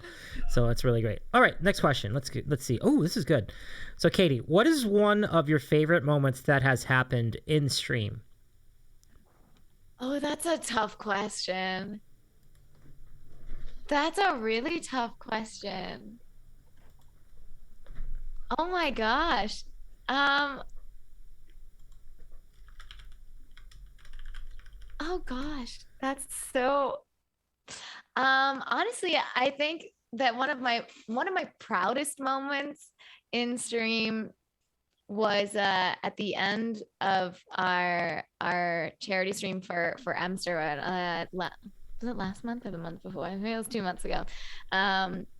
We were part of the Emster Mash, which was for someone who is a Twitch user, and she mods for a lot of music streamers, and she's very, very present in the music community, or she had been until her husband got sick. And so she, in order to take care of her husband, she had to quit her job and quit streaming, and she wasn't around as much. And it was like really incredible to be a part of that event. But what was just mind blowing was that I had just finished doing fundraising for something else, and I didn't really have a whole lot of time to tell people like, hey, we're doing this other thing for somebody that is in the community who hadn't really been much in my streams. But I know her from other streams. And so I was like, hey, surprise, we're doing more fundraising. And everybody was all for it. And we ended up raising just like way more than I ever could have anticipated without giving them notice or really being able to say much about it in advance. And so that was kind of like a really proud moment for me of how incredibly generous people are and how supportive everyone is of people they don't necessarily even know. So like it's one thing raising for a cause where like everybody can go to a website and read about this cause and like relate it to something that's going on is in someone's life that they know. But to raise money for one specific person that nobody in my community knew was just mind-blowing, especially given like that I hadn't really prepared a whole lot. I hadn't been able to prepare a whole lot for it. So it was really, really amazing. So that was like probably my proudest moment, but I feel like my favorite moments on stream are when people get me to do the slot dance parties, and I hope that everyone's dancing with me. And so that then I just in my brain I'm picturing everybody else getting out of their chair and dancing. And I know that like people at work probably aren't getting out of their chair to dance, but I kind of hope you're doing a little butt wiggling, you know? So. I do it. I would do it. Next one I do, I'm totally wiggling that bit like this. But your story earlier was amazing. That's really awesome. And Dutch agrees. She says that's awesome. Those things give you faith in people. Yeah, absolutely. That's really Davey, awesome. you know what also is amazing? I think we've had a number of really big creators on and Katie's probably the biggest, our first partner stream, but it's amazing how often we ask these creators what their favorite part of Twitch is, what their proudest moment is. And it's amazing how often they cite their communities. And I think it really says a lot about the creators here on the platform, especially the ones that you've chosen to highlight, Davey. So, well, thanks for that. I mean, it does, as Dutch said, really give you nice fuzzies on the inside. Makes you feel good about people, and even when you don't expect to find it on a place like Twitch. I couldn't agree more. I mean, I think what Twitch has done on the whole, I mean, certainly the Twitch music community is particularly notable for this, but I've seen it in the gaming community too. But raising charities for people or for individuals has been extraordinary. You see people just throwing in like hundreds of dollars into the cause. I'm blown away by how much generosity there is in the internet, and I never really expected it either. I was really surprised, early on when I started going to Twitch and just seeing it. And now it makes everybody motivated to do the same, and which is great. It's just like a momentum like ball that just gets bigger and bigger. Yeah. I think it's also like really incredible that even when people know that they can't like contribute financially, they show up and they are inviting people and they're telling people about it, and they're, you know, just everybody showing up increases the chances that other people are going to stumble upon the stream and find it and be able to give something, which I don't think that people are necessarily aware of, but they are in a very, I guess, a more unorthodox sense. They're contributing.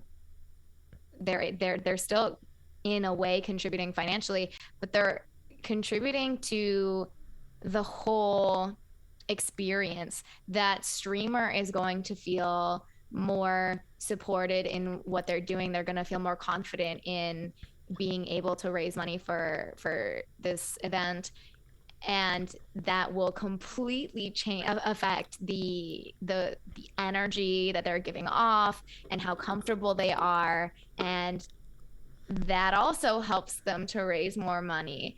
And then it also it's really, really awesome because you get to kind of show somebody who show the people who you're raising money for that, like, look at all of these people who came out just to support you.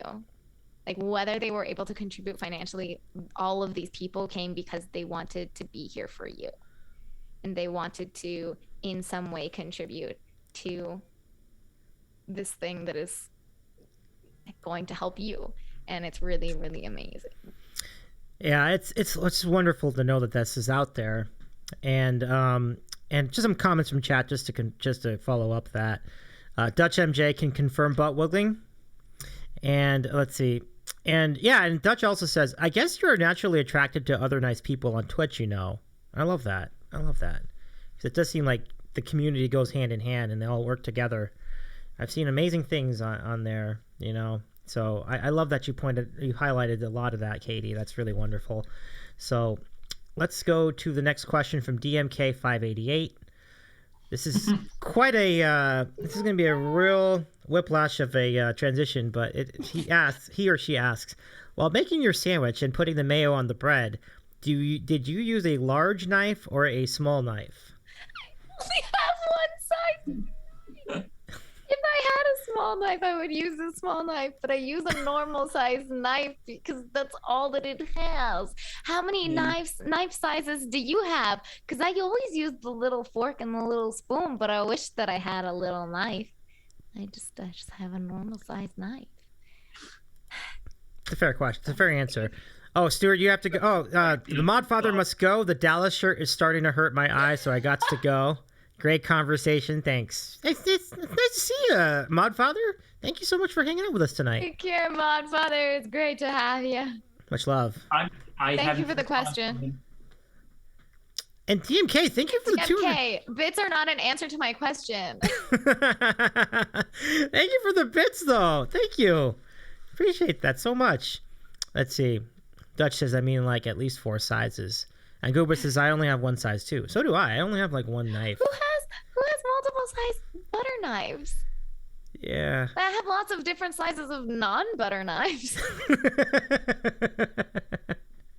I have one of those, like, magnetic strips. Okay. That you put your knives on instead of a knife block. So you can see all the different sizes of knives I have. They're on display. They're very accessible. Please don't make me angry. Just kidding. I was about to say, it kind of sounds like that was more of like a threat thing than like a... It wasn't meant to be. It's just true, but yes. Okay. Just like in case anyone was planning to say something particularly controversial, don't test me. Oh, man. We can throw down with knives here pretty soon. But anyway, that E-Flat guy. It's okay, everybody's just jealous. But still, the original point stands. It's like, how often are you thinking, should I use the little knife or the big knife for my peanut butter today? I'm like, whatever knife's in the thing. Like, it's usually the same size, so I wouldn't. If I had a choice, I would use the little one. Usually my dilemma is, do I have a clean knife or do I have to right. use a different implement? Much more relevant question. Can this pizza cutter be used to spread peanut butter? The answer is yes. You could do it. Wouldn't be pretty, but you could do it. This big is really tough to get. You got to kind of hold it in place. Yeah, no doubt. This is like, by the way, one of the things that is really charming about your channel is that we get into these conversations all the time in between songs. So I always enjoy the silliness on Voice Unmuted. It's really fun. So let's go to the next question. See if we can continue the silliness. That E-flat guy with this question. What are your earliest memories of singing? Were you singing along to recordings with your family or other things? My earliest memories of singing would be when I was probably 4 or 5. I just like to sing everywhere I went. So if I heard a song that I really liked, I would sing it. I didn't care. I don't know how old I was. I wish that I could remember the order of events, but I know for a fact that I used to sing that song from Annie, like Tomorrow. I used to sing that in the back of the car when my parents were driving, and they hated it because I only knew like 2 lines. Ooh. But I would just sing them over and over again. And they were like, you can't sing it unless you know all of the words. And I was like, this is a song that never ends. Let's see. I'll teach you. I love it. TurboSwim says, jelly of all of you. What do you mean, Swims? And they're jealous. Just jealous. Jelly. I didn't. Not of. You said. Oh, okay. He's just talking about the people in the chat. Okay, I got it. About the cowboy thing. Jealous of 2 and 1. I guess that sounds good. Yes. That sounds exciting. Listen.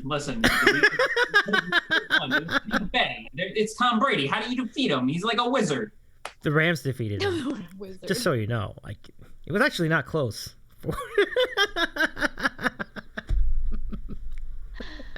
For what it's worth. But anyway, let's get to the next question. Sorry, Dutch. Tom had a little TB12 problem. Onward. I didn't know the song that never ends until like field trips at school. So I probably didn't do that one to my parents too much. Oh. Thankfully.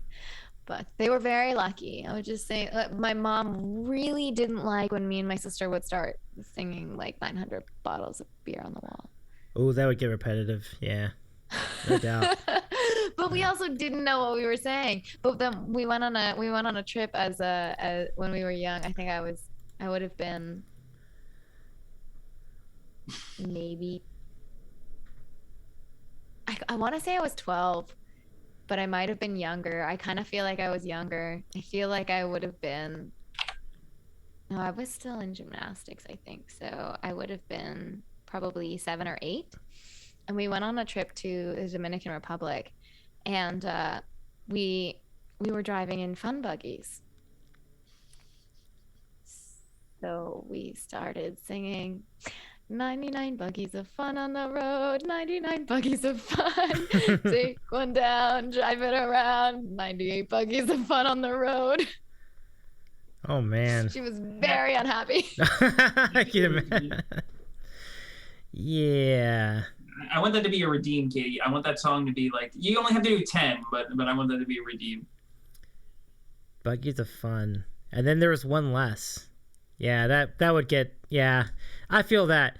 But I didn't know you were in Jamaica. We started over, so. Ooh. Ooh. All right. That's funny.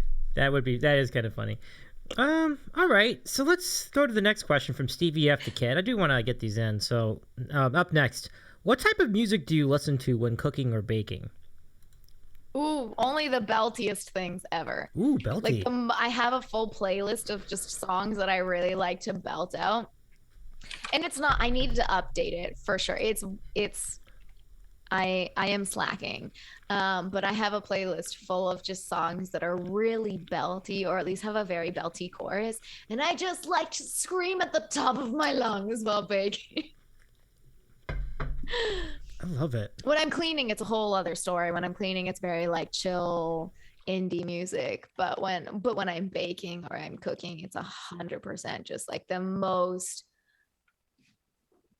the biggest songs, like the most completely unnecessary. Like, why? It's like the songs that when they come on in the car, you have to belt them. But you're like just happy because you're in the car, so nobody's listening. That's what I bake to.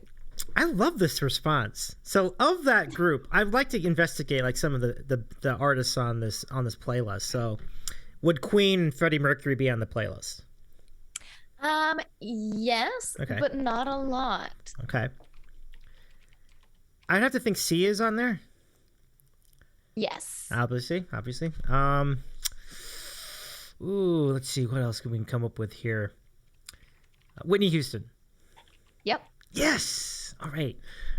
Swims, you want to take some stabs at this? Some stabs at what? What, belty songs? Yeah, belty songs. This is great. We're Through Glass for sure. No, Through Glass is not on there. Not on there. I don't sing Through Glass in the same key, so I wouldn't sing along to it the same way because I wouldn't be able to belt it. It wouldn't be belty at that range. Caffeine suggests Journey. Was Journey on there? Journey, Don't Stop Believin'. Boom. You best believe in my playlist, of course. Wait a second.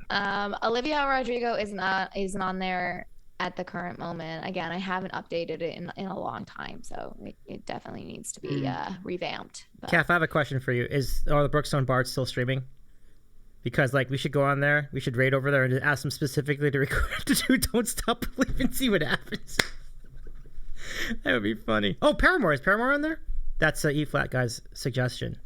I actually don't think so. Bummer. And not bummer on the Bards. They're off on there. Do you really need it? Good for you. It's very similar to Paramore. Yeah. You're fine. How about, is Avril Lavigne close enough to that or no? Avril Lavigne is, but she's not on my Belty playlist. So my Belty playlist was actually built. I initially started it when I started going to karaoke, and so it was just all the really impressive show off songs that I would sing at karaoke. So most of the songs on there are Whitney Houston, Sia, Demi Lovato, Demi, Christina Aguilera, right? Any Celine Dion? Ooh, good question. Celine Dion. I feel like you've done Celine Dion karaoke. Oh, Celine Dion. I have never done Celine Dion, actually. But I could. I just haven't. Live learn. Let's do it. Let's go. I love it. Yeah, that keychain. Let's see if you can pull off the key change. We'll just casually. So I'll just be like, please hold, and move the capo, the clippy thing. She said capo first try instead of clippy thing. Somebody write this down. Yeah, no doubt. Oh, erase it. You know what it is? She's not actually trying to juggle 6 things at once so she can remember the word. I know that it's called a capo. We just started calling it a clippy thing, and it just became a thing for some reason. Clippy thing. Because I was debating. It was very early on in my streaming career, or I was debating whether it was. I had heard someone say capo, and I was like, is it capo? Have I been pronouncing it wrong this whole time? And then someone was like, no, that's because they're British, and I was like, oh. I love this. So it was just this debate for a while that I didn't know. I was like, is it capo or capo? And then people would, depending on where they lived, tell me that it was either capo or capo. And I was like, clippy thing. It was a clippy thing. So we just started calling it the clippy thing. A lot of clippy thing emotes in the chat. I love that. That's great. Good times. Oh, My Heart Will Go On. I didn't add it to my song list though, did I? Was it just something that somebody threw in chat and I was like, yeah, sure, I'll give it a try. Ryan says, no, Celine, are you a Canadian citizen? Okay. Whatever. The clippy thing is an old one. That's an old emote. Yeah. I have Alanis Morissette, okay? You can only have 5. What were those? I don't know. It's a good question. I'm going to close the queue because we have a couple of good ones to close it out. So, here they are. Dutch MJ. Are you still in the chat, Dutch? Let me know. But Dutch asks, do you have an egg slicer? I do not. And it does not have anything to do with the fact that I don't like eggs. It just seems unnecessary. Oh, I gotcha. So you just go with the... Would you go with the little knife or the big knife or the steak knife or the cleaver? Just a regular knife? The cleaver, of course. No. You just use your clippy thing. Yeah, use a clippy thing for it. Yeah, I just take the. Oh my gosh, I am a heathen. Thank you, Ryan. It's just a nice follow-up. I had to do that. It was just sitting on the tee for me. You just gotta take the egg in between. What is that, a vise? Look at that. Let me see that. Hold on. What? It's the clippy thing. Oh, that's the clippy thing. Ah. Oh boy, Davey. Oh boy. I Oh, so that's what you all were talking about the whole time. Right on. Oh, yeah. I feel so silly. Boy. I feel so silly. It changes the key of my guitar without me, so that I The don't slider have to learn thing. as many chords. Yeah. I got it. It looked more like a nutcracker from that angle. I didn't realize that was for the guitar. That's all. I guess you could use it to crack nuts Yeah. if you wanted to. It would not be very effective. I gotcha. Yeah, neither is people thighs, but they try that too. Let's see. So Dutch says egg slicer is life here. We needed to make sandwiches. I can see that, yeah. If you want to slice an egg. I'm not a huge fan of eggs. Oh, right. You mentioned that with the French toast comment. Yeah. That's right. I that's like right. egg salad. So like when I hard boil an egg, usually I'm making it into egg salad. I'm hard boiling multiple eggs and making egg salad, and so I just take a fork and hope for the best. You'd think that I've lived in this apartment for 9 months. I don't have a potato masher. That's Katie. I've lived here 3 years. I don't have a potato masher. Do You made you it very also just awkward use when I made fork? mashed potatoes the other night. I had company over. I'm just like, don't. I'm just gonna use this spoon. Just don't pay attention. Go look somewhere else. No, all you have to do if you don't have a potato masher and you're actually using potatoes, all you do is you just boil the potatoes for a little bit longer, and then they're like, Well, it's gonna fall apart. That's what I did, and then I have this like spoon with like these slots in it, and it's very effective. Very nice. It's got more surface area than a fork, Ryan. The only reason I do it. But listen to this. Ryan says, 9 months already. Where has the time gone? I forgot that was January. I know. Time does fly. It's wild. I love it. So let's see. What do we have left to close us out? Okay, this is from Goomba1618. When you started streaming, did you have any other streamer you looked up to? When I started streaming, Yeah. before I started streaming, I had never watched Twitch except for I was seeing someone at the time that I had met at open mic before everything shut down, and he was one of the people who was really encouraging me to start streaming, and I had seen his stream, but other than that, I had never watched another person's stream before. So no. Love that you just jumped in with both feet and was like, you know what? I can do this. Let's do it. I was like, okay, sure, yeah, whatever. It's an acceptable answer. I was really hoping she was gonna say young sub. I was like, I didn't know Young Sub until like mid-July of last year. He started after you, right? Streaming? No, he started streaming a few weeks before I did. Okay. But I didn't know him. I can't keep it all straight anymore. Dutch, have a great night. Dutch says, I have to go. Thanks for answering the question truthfully. Good night, you lovely people. Good night, Dutch. Thank you for the question. Good Yep. night. So nice to catch up with you, Dutch. We'll see you around, yeah? Let's see. And Stevie F. the Kid says, all right, I have to get my beauty rest. I wish I could stay longer. Fun stream, Davey, Katie, and Benjamin. Thank you, Stevie. Have a good night. Thank you, Stevie. Thanks Bye, for coming Stevie. over. Wait. Go, Stevie, go. Oh, Stevie, unnecessary. Stevie! Oh my goodness, you didn't have to do that. Thank you so much. Holy cow. 5 gift subs.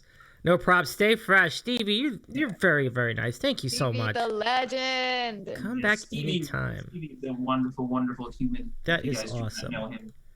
That really You is see him in a stream, definitely Yeah. give him a big shout out. big time.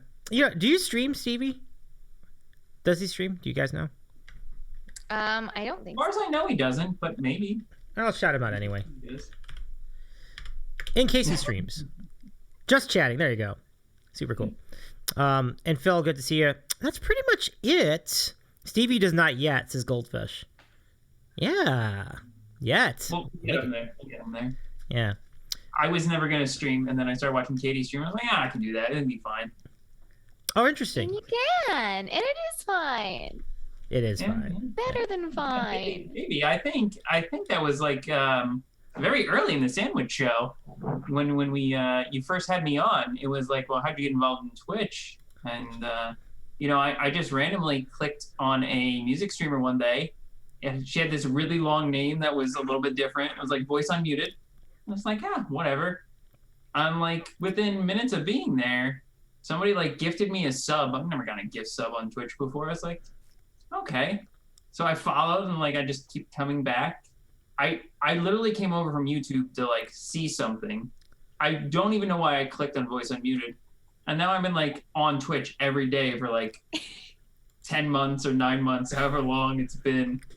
And it's all because of Katie. So Wow. So your answer to the previous question is me. yes, yeah. You are the reason, Katie. It's silly, but here I am. Silly, it's flattering. It's awesome. It's I don't know. I always try to encourage people to stream if they're interested in streaming or doing anything that they could stream. But I don't know. I just feel like I don't especially because a lot of the people in my community who want to start streaming and like do gaming streams, and I'm like, I don't know anything about it, but yes, please do it. So I'm like, I can't help you. But I want to encourage people to do it if it's something they'd enjoy. So I don't know. It's nice to hear that you guys are actually going and starting streaming because of watching my streams. Yes, and I still have to deal with whenever anybody asks me who my favorite streamer is, and I'm like, it's Katie, and they get so mad that I say it so quickly. Like I like there are other people who really want it to be them, and I'm just like, oh, I'm sorry. You start screaming "what the butts" and maybe I'll pay attention. Just call me Benjamin and say what the butts, and we'll talk. Hey, listen, I appreciate the honesty there, Turbo. That's a really good. I mean, I love your consistency with that. But I know it's true because I mean, I've had Katie. I've had TurboSwim on this stream a number of times already. Like it's probably the 4th time that he's been on the Sandwich Show. And how long has it been? Like 5 months, more or less. He's mentioned you almost every single time he's been on here. So that love is real. Like that's my a real thing. favorite streamer. Yeah, and it's because of him I found you in the first place. Like I went over to see your show. I loved it, and I wouldn't look back now. Absolutely. Ryan, honestly, most of the time I am like deathly afraid to get on camera and do anything because I am untalented at everything supremely. That's not true. And more so than Katie, trust me. That is not true. Like that's why I make jokes because I got nothing else. But like I was so excited for this. I've been like since 12 o'clock. I've been like counting down the hours.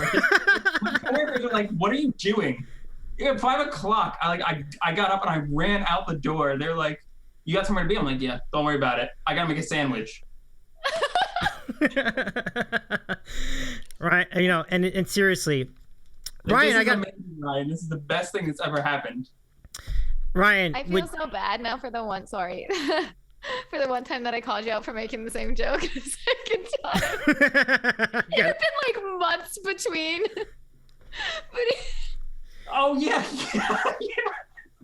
But it just happened to remember that. I was like, I've definitely seen you use this joke in this chat before. Yeah, in Mike's chat, all I did was start making all these dad jokes. And apparently I reused one time. And I didn't think I had one time in about 4 months period. And I probably told about 150 of these things. And instantly Katie's just like, you've used that one. I expect so much better from you. And like, it was like, in my defense, at least I messaged you about it privately instead of saying it in the chat. Yeah, I would. Yeah, but I was just like, you know, it was worse because you private messaged me. It was just like so disappointing. Like my favorite streamer, and she just crushed me.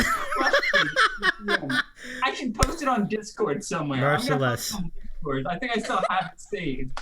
Of Katie just crushing me, and I mean crushing me. You guys think you guys are good trolls? Katie by far is the best.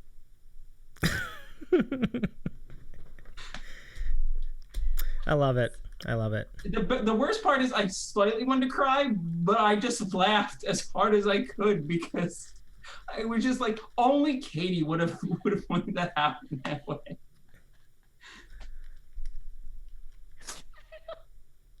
John, anybody I can get to watch Katie is worth it. Yeah. And, you know, I am, you know, I think I said this in the beginning of the show, but when Katie, you mentioned like before we got on the air that you were nervous. I'm like, I'm the one that's nervous. Like, this is my first ever Twitch partner. You're a big deal. Like, you have like 100 people on your channel every day. Like, it's amazing. Like, the reach you have. And I think, as we were saying earlier, it's just because you are just being you. And I think that makes, it connects with a lot of people because there's nothing to hide in that scenario. And but also you're great at what you do. So that all those together, there's a reason why we're all keep coming back. So it's always nice to continue to share your journey, you know, share in your journey to making an album, making music, being on the Twitch front page 2 times already within the last 3 weeks. That was pretty good. Well, so Twitch is actually doing this, they're doing this, I don't know, they're testing a program right now. Mm-hmm. So anytime, if you get put into the program, anytime you stream, actually, they didn't tell me, I'm not allowed to tell anybody this, so anyway. Anytime you stream during the time that you're in that program, you will be on the front page somewhere for someone. So my first stream on in the program was great. And I was in like a kind of decent spot, but like every time since that first one, I'm like, I can't even tell the difference. Like there's no, but apparently I'm still there somewhere because they haven't been told that I'm out of the program yet. And every once in a while, someone will come into the chat and they'll be like, oh, I found you from the front page. And I'm like, you did? There's a normal number of people here. Oh, that's right. Yeah, Caffeine is right. What they're doing is it's like an extended carousel. But Caffeine, I've noticed it's very targeted. It's music streamers and then specific tagged gaming streamers and content streamers that they want to promote more heavily. Mm-hmm. Twitch right now is in the process of promoting the music very hard because they're working on getting the DCMA stuff worked out. I was able to find that out for you guys. Once again, nobody told me I wasn't supposed to tell you guys, so hopefully I wasn't. But watch this VOD mysteriously disappear after a couple of days. Katie, you definitely are still in the program because I've seen you rotating in with a bunch of the other music partnered streamers. This is so interesting to me because every time I go to the front page, because I'm never on the Twitch front page, but since I've been hearing about this program and now that I'm in it, every once in a while I'll go to the front page and I'll click through my entire carousel and like there is not a single music streamer on here. Every time there was one time that I was on the front page in the last like 3 or 4 weeks that I had one music streamer in my carousel and I was like, I only watch music streams except for the rare time that I watch a gaming stream because one of my friends is streaming. Interesting. So that is interesting. I don't understand how they're deciding who's on whose front page. Like I don't that know really if there's surprises really me. I don't think anybody knows. Yeah, I mean, I see music on the front page all the time, and it's just, I mean, granted, I'm like, oh, yeah, that's pretty cool. But then sometimes someone I know is like, I know that person. That's pretty cool. But So I just think it's funny because there's a bunch of people that I already know who are saying, oh yeah, you're on the front page. And I'm like, but you would have been here anyway. So I guess you're not seeing a giant on any front page where it actually makes a difference, though. Oh, I hear that. Yeah, I know what you're saying. Because I guess your numbers don't change a lot. Then is that the idea? Like you're. Yeah. Well, they haven't been for the last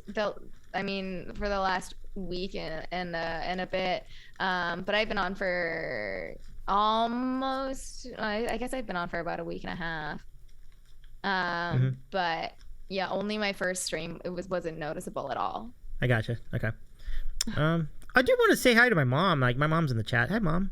Good to see you. Hi, Davy's mom. Mima Nina is my mom. And yeah, I mean, stories like yours, I do want to say, like, this is the kind of stuff that you normally would see, like, on, like, shows about, like, music shows and whatever.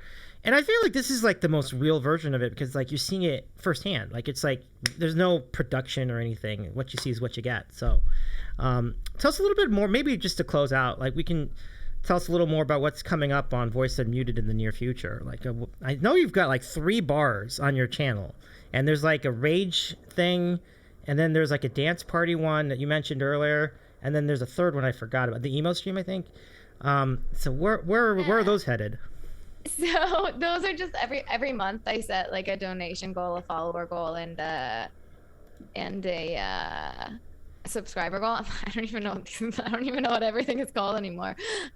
Some streamer I am. But yeah, so I just kind of update it every month and every once in a while. So like it's just there's like the tip jar and then the donation goal. Which right now isn't like anything in particular except kind of helping with groceries, because last month was the album fund, so I had saved up rent and stuff ahead of time in preparation. But yeah, and then usually my donation goal is like my rent, to cover my rent and some other costs. And then my follower goal right now is just for the meme. So we haven't celebrated a follower milestone since 4,000 followers, and we're now almost at 7,000. We're over 6,900. But we are not celebrating until we hit 6,969. For the memes, and then we'll be celebrating that milestone with an emo stream, so only emo songs. And then the subscriber goal was for a rant stream, so now I have to schedule a stream where I just go up and rant about things that bother me. So there will like be eggs, a channel for point example. option. Exactly. And sizes of knives. Yeah, the size of the knife.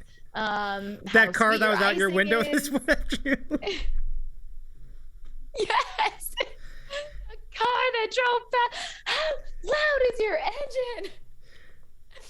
Oh. No, and there will be a channel point option during that stream for you to guide my rant. So if you just like put a random topic in there, I will give you my opinion. I like it. And yeah, so these goals are always there. Every once in a while there's an incentive, so like once we hit that goal we'll do something special. Stream from my tractor.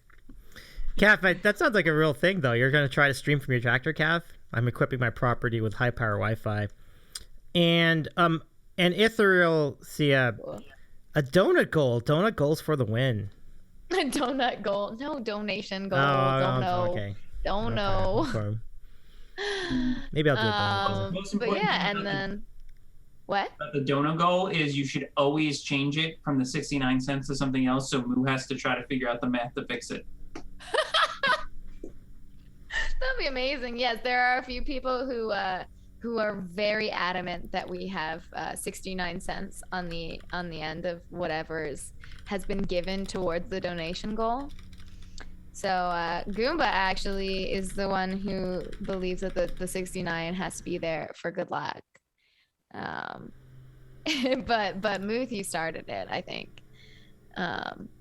He always donates under the name Heck You, or like need to fix this or whatever, just to bring it back to 69. I love that day. I think we both donated about $80, where I was just doing like $1 and he just kept upping. Ridiculous. But it's become even like an even bigger meme now since then, because of the one time that I talked about the hanging 69, and someone said something about the hanging 69, and I was like, yeah, the hanging 69. Okay, but like, wouldn't that be hard? Wait, that's not what I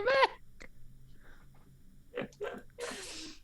So that's now a huge thing on the channel. They bring up the clip and the quote all the time. So every time there's no longer a hanging 69, they oh fix boy. it and also embarrass me. Yeah, I see that. But it's part of the fun, I'm sure. 100%. Yeah, I love it. Let me do one more thing before we go. Hold on, let me see if I can do it. Nobody did this. Nobody did the Mentos redeem, so I'm going to do it for you. I don't want Katie to leave without us showing her how this works. So we got to do the Mentos. We have to do the Mentos. Like, let's. So if you remember, Never as good as the first time, but it'll never. amazing. Yeah, you missed out. We all missed out on the first time. That first one was just epic. But we'll do this one. So basically, the way it works is that I love it, Goomba science.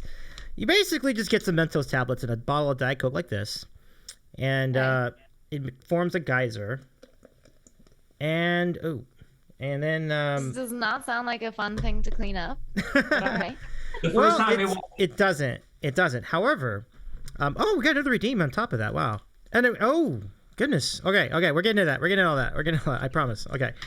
But the way I circumvent it is two things. I have a mat on the bottom, a plastic mat on the bottom, so that helps a little bit. We got this, which is thank you for the bits, Goomba, which holds in the Coke, we think, and then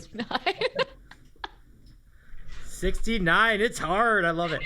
Also, Phil with the 6 meme. I appreciate that as well. That's right. That's your favorite number, right, Katie? Phil, yes, yeah, this is my favorite number. Love it. All right, so here comes the Mentos trick. Oh, that was a good one. That was a good one. Thank you. Yeah, I like. I mean, not that I've seen the others, but it was nice.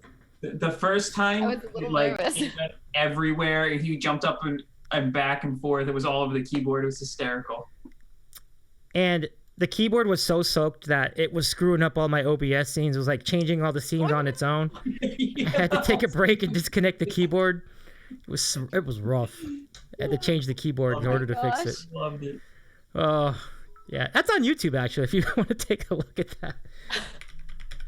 Yeah, but anyway, so then the next one is thank you for thank you for the 6s. Thank you for the bits. Chaz, the alpha male. I can't believe that worked. Have a great evening. Oh, who's leaving? Ryan, Natty Flat Guy. I mean, he said great stream tonight. He might not be leaving, but thank you. Ryan, thank you so much, Ryan. If you are leaving, I really appreciate you. And thank you very much for nominating Katie for this program. I really appreciate you. So we have a couple more to do. All right, let's just get these quickly. Get something from the closet. So I was thinking about that. Okay. Me being across from my hero for a night. Yeah. Hold on a second. I got you. Hold on a sec. I got you. Let me think.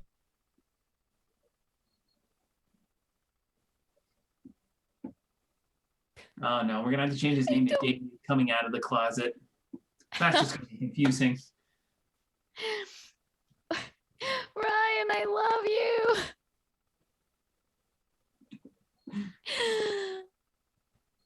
I also never said you were leaving. I just said have a good night. So, I mean, did I do anything wrong, really? We also redeemed the coloring book. I love it. We got all the redeems. He thought he was getting out of here. Davey was like, all right, I'm ready for bed. We're good to go. And then all of the redeems. He's out on the West Coast, so it's only like 8 o'clock, so he's not shouldn't be that tired yet. At least I hope. We can't hear you, Davy. Davy, you're muted. Oh, sorry about that. This game is called Liar's Dice. So there it is. I don't know how to play this, but I got this as a present. So it's kind of shaped like a giant die. A classic, what is it? Bluffing game. That'd be interesting. You can play that in a future sandwich show. Okay, what do we have next? Filthy adult. Oh. All right, hold on to your butts for this one too, everybody. You might have to close your eyes and your Yeah, that's right. your holes. Katie, brace yourself. Davey was very worried that you would find this offensive. Hopefully, this will be all right. So I got this one. This is probably one of the more benign ones, but it does have some language in it. Let's take a look. Oh my gosh, Ryan. What does Ryan say? That's what bartenders say to people who overstay their welcome. What was that? The Davey unmuted now. Davy unmuted now. I feel like TurboSwim would appreciate this. Okay, so that was your filthy adult coloring book of the day. Thank you for that. And do we have another pump it up? We do. Okay. Pump it up! There we go. All right. Is that everything? All right, great. Thank you, everybody. Davey's redeems are fun. I enjoy them. Thank you, Swims. Appreciate you. But you know what, Davey, I feel like we should get a sexy face from you. Oh, the sexy face. You know what? I was actually thinking about that. Okay, so I would like all three of us to do the sexy face to close out the stream. Now, I know this is going to be tough for some of you. I know that you might be sweating it a little bit. I realize this might be very, very traumatic for some of you. And I know some of you can't take it because it's just too, it might be a little sensual. Just get your hands ready and close your eyes. And we'll all do this together. And so you ready to go? We can do it on 3. I was born ready. Let's do it.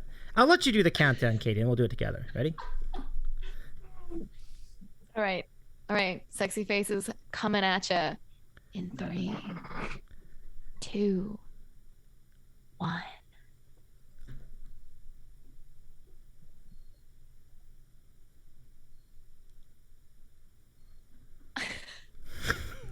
Oh, how do you maintain those for so long, Katie?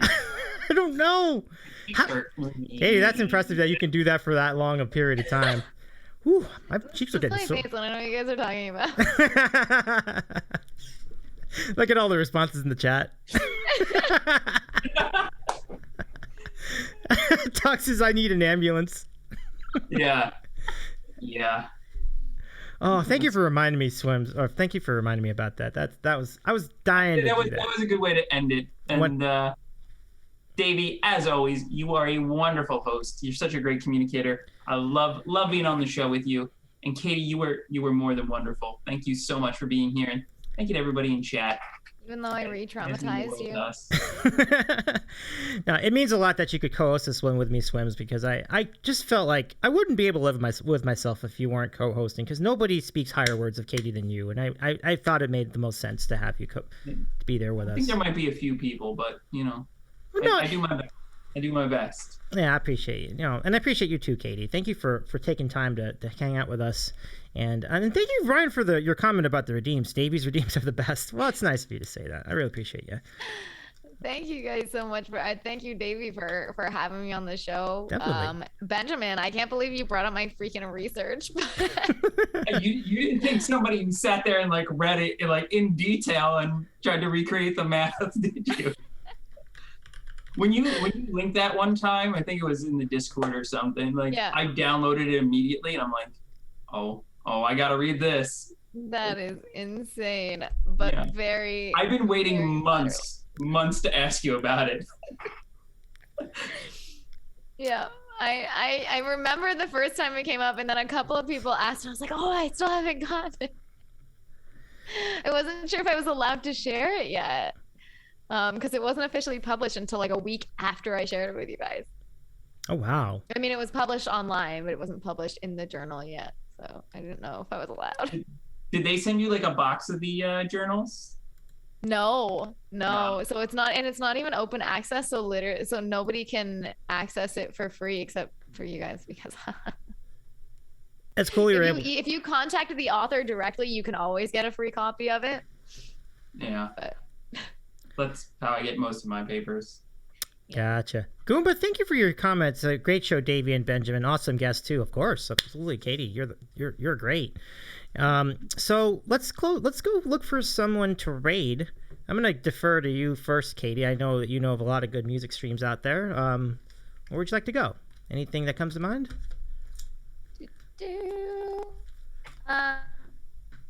I feel like we should go see. Have you guys been to Kelly Gates before? I've been. I love her channel. It's great. Yes. She does like the boom boom boom song at the end. Yeah, that's a great call. I love the call. I love Kelly Gates is great. She's awesome. She's also a defense attorney, and the way she spells is DEFENCE, Canadian spelling. That's pretty sweet. So, I mean, I was gonna say, is that not right? It's perfectly right. Is that the normal way? It's the right way to spell it in Canada. So it's all good. Abel Slight, thank you for the follow. Super cool. And Katie, once again, thank you so much for being a part of this experience tonight. That's really cool. I also think that this is a good thing for me to do before we go. Thank you. Oh my gosh. That's so nice of you to do that. Thank you so much. I didn't even know my voice could go that high, but wow. That was amazing. Amazing. Thank you. Thank you so much. That means the world to me. That's super cool. She's probably close to ending, so we can all boom together. Oh, is that right? Okay, let's go. We'll start this up. Yeah, let's do some boom boom. Okay, with you. Let's go. We're going to boom with Kelly Gates 47. Y'all check out Kelly Gates' channel. Make sure to give her a follow. Oh shoot, I forgot the sub call. The raid call for all of you in here, and the sub raid call. Let's do it. Thank you again, everyone. Katie, all the best to your channel and all your musical success in your album. I'm looking forward to all of it. Thank you. And Swims, much success to you and as well. Hope your stream goes well too. Let's give a shout out to Swimmy. What? A shrug. A shrug? It'll either go well or it won't, Davey. It's a wonderful surprise every time I go on. Well, I'll do my best to help that become a great experience. And I'll be sure to look out for you too. So y'all, let's see. Tomorrow is Wednesday. Yeah. So Katie, I believe you're normally on tomorrow.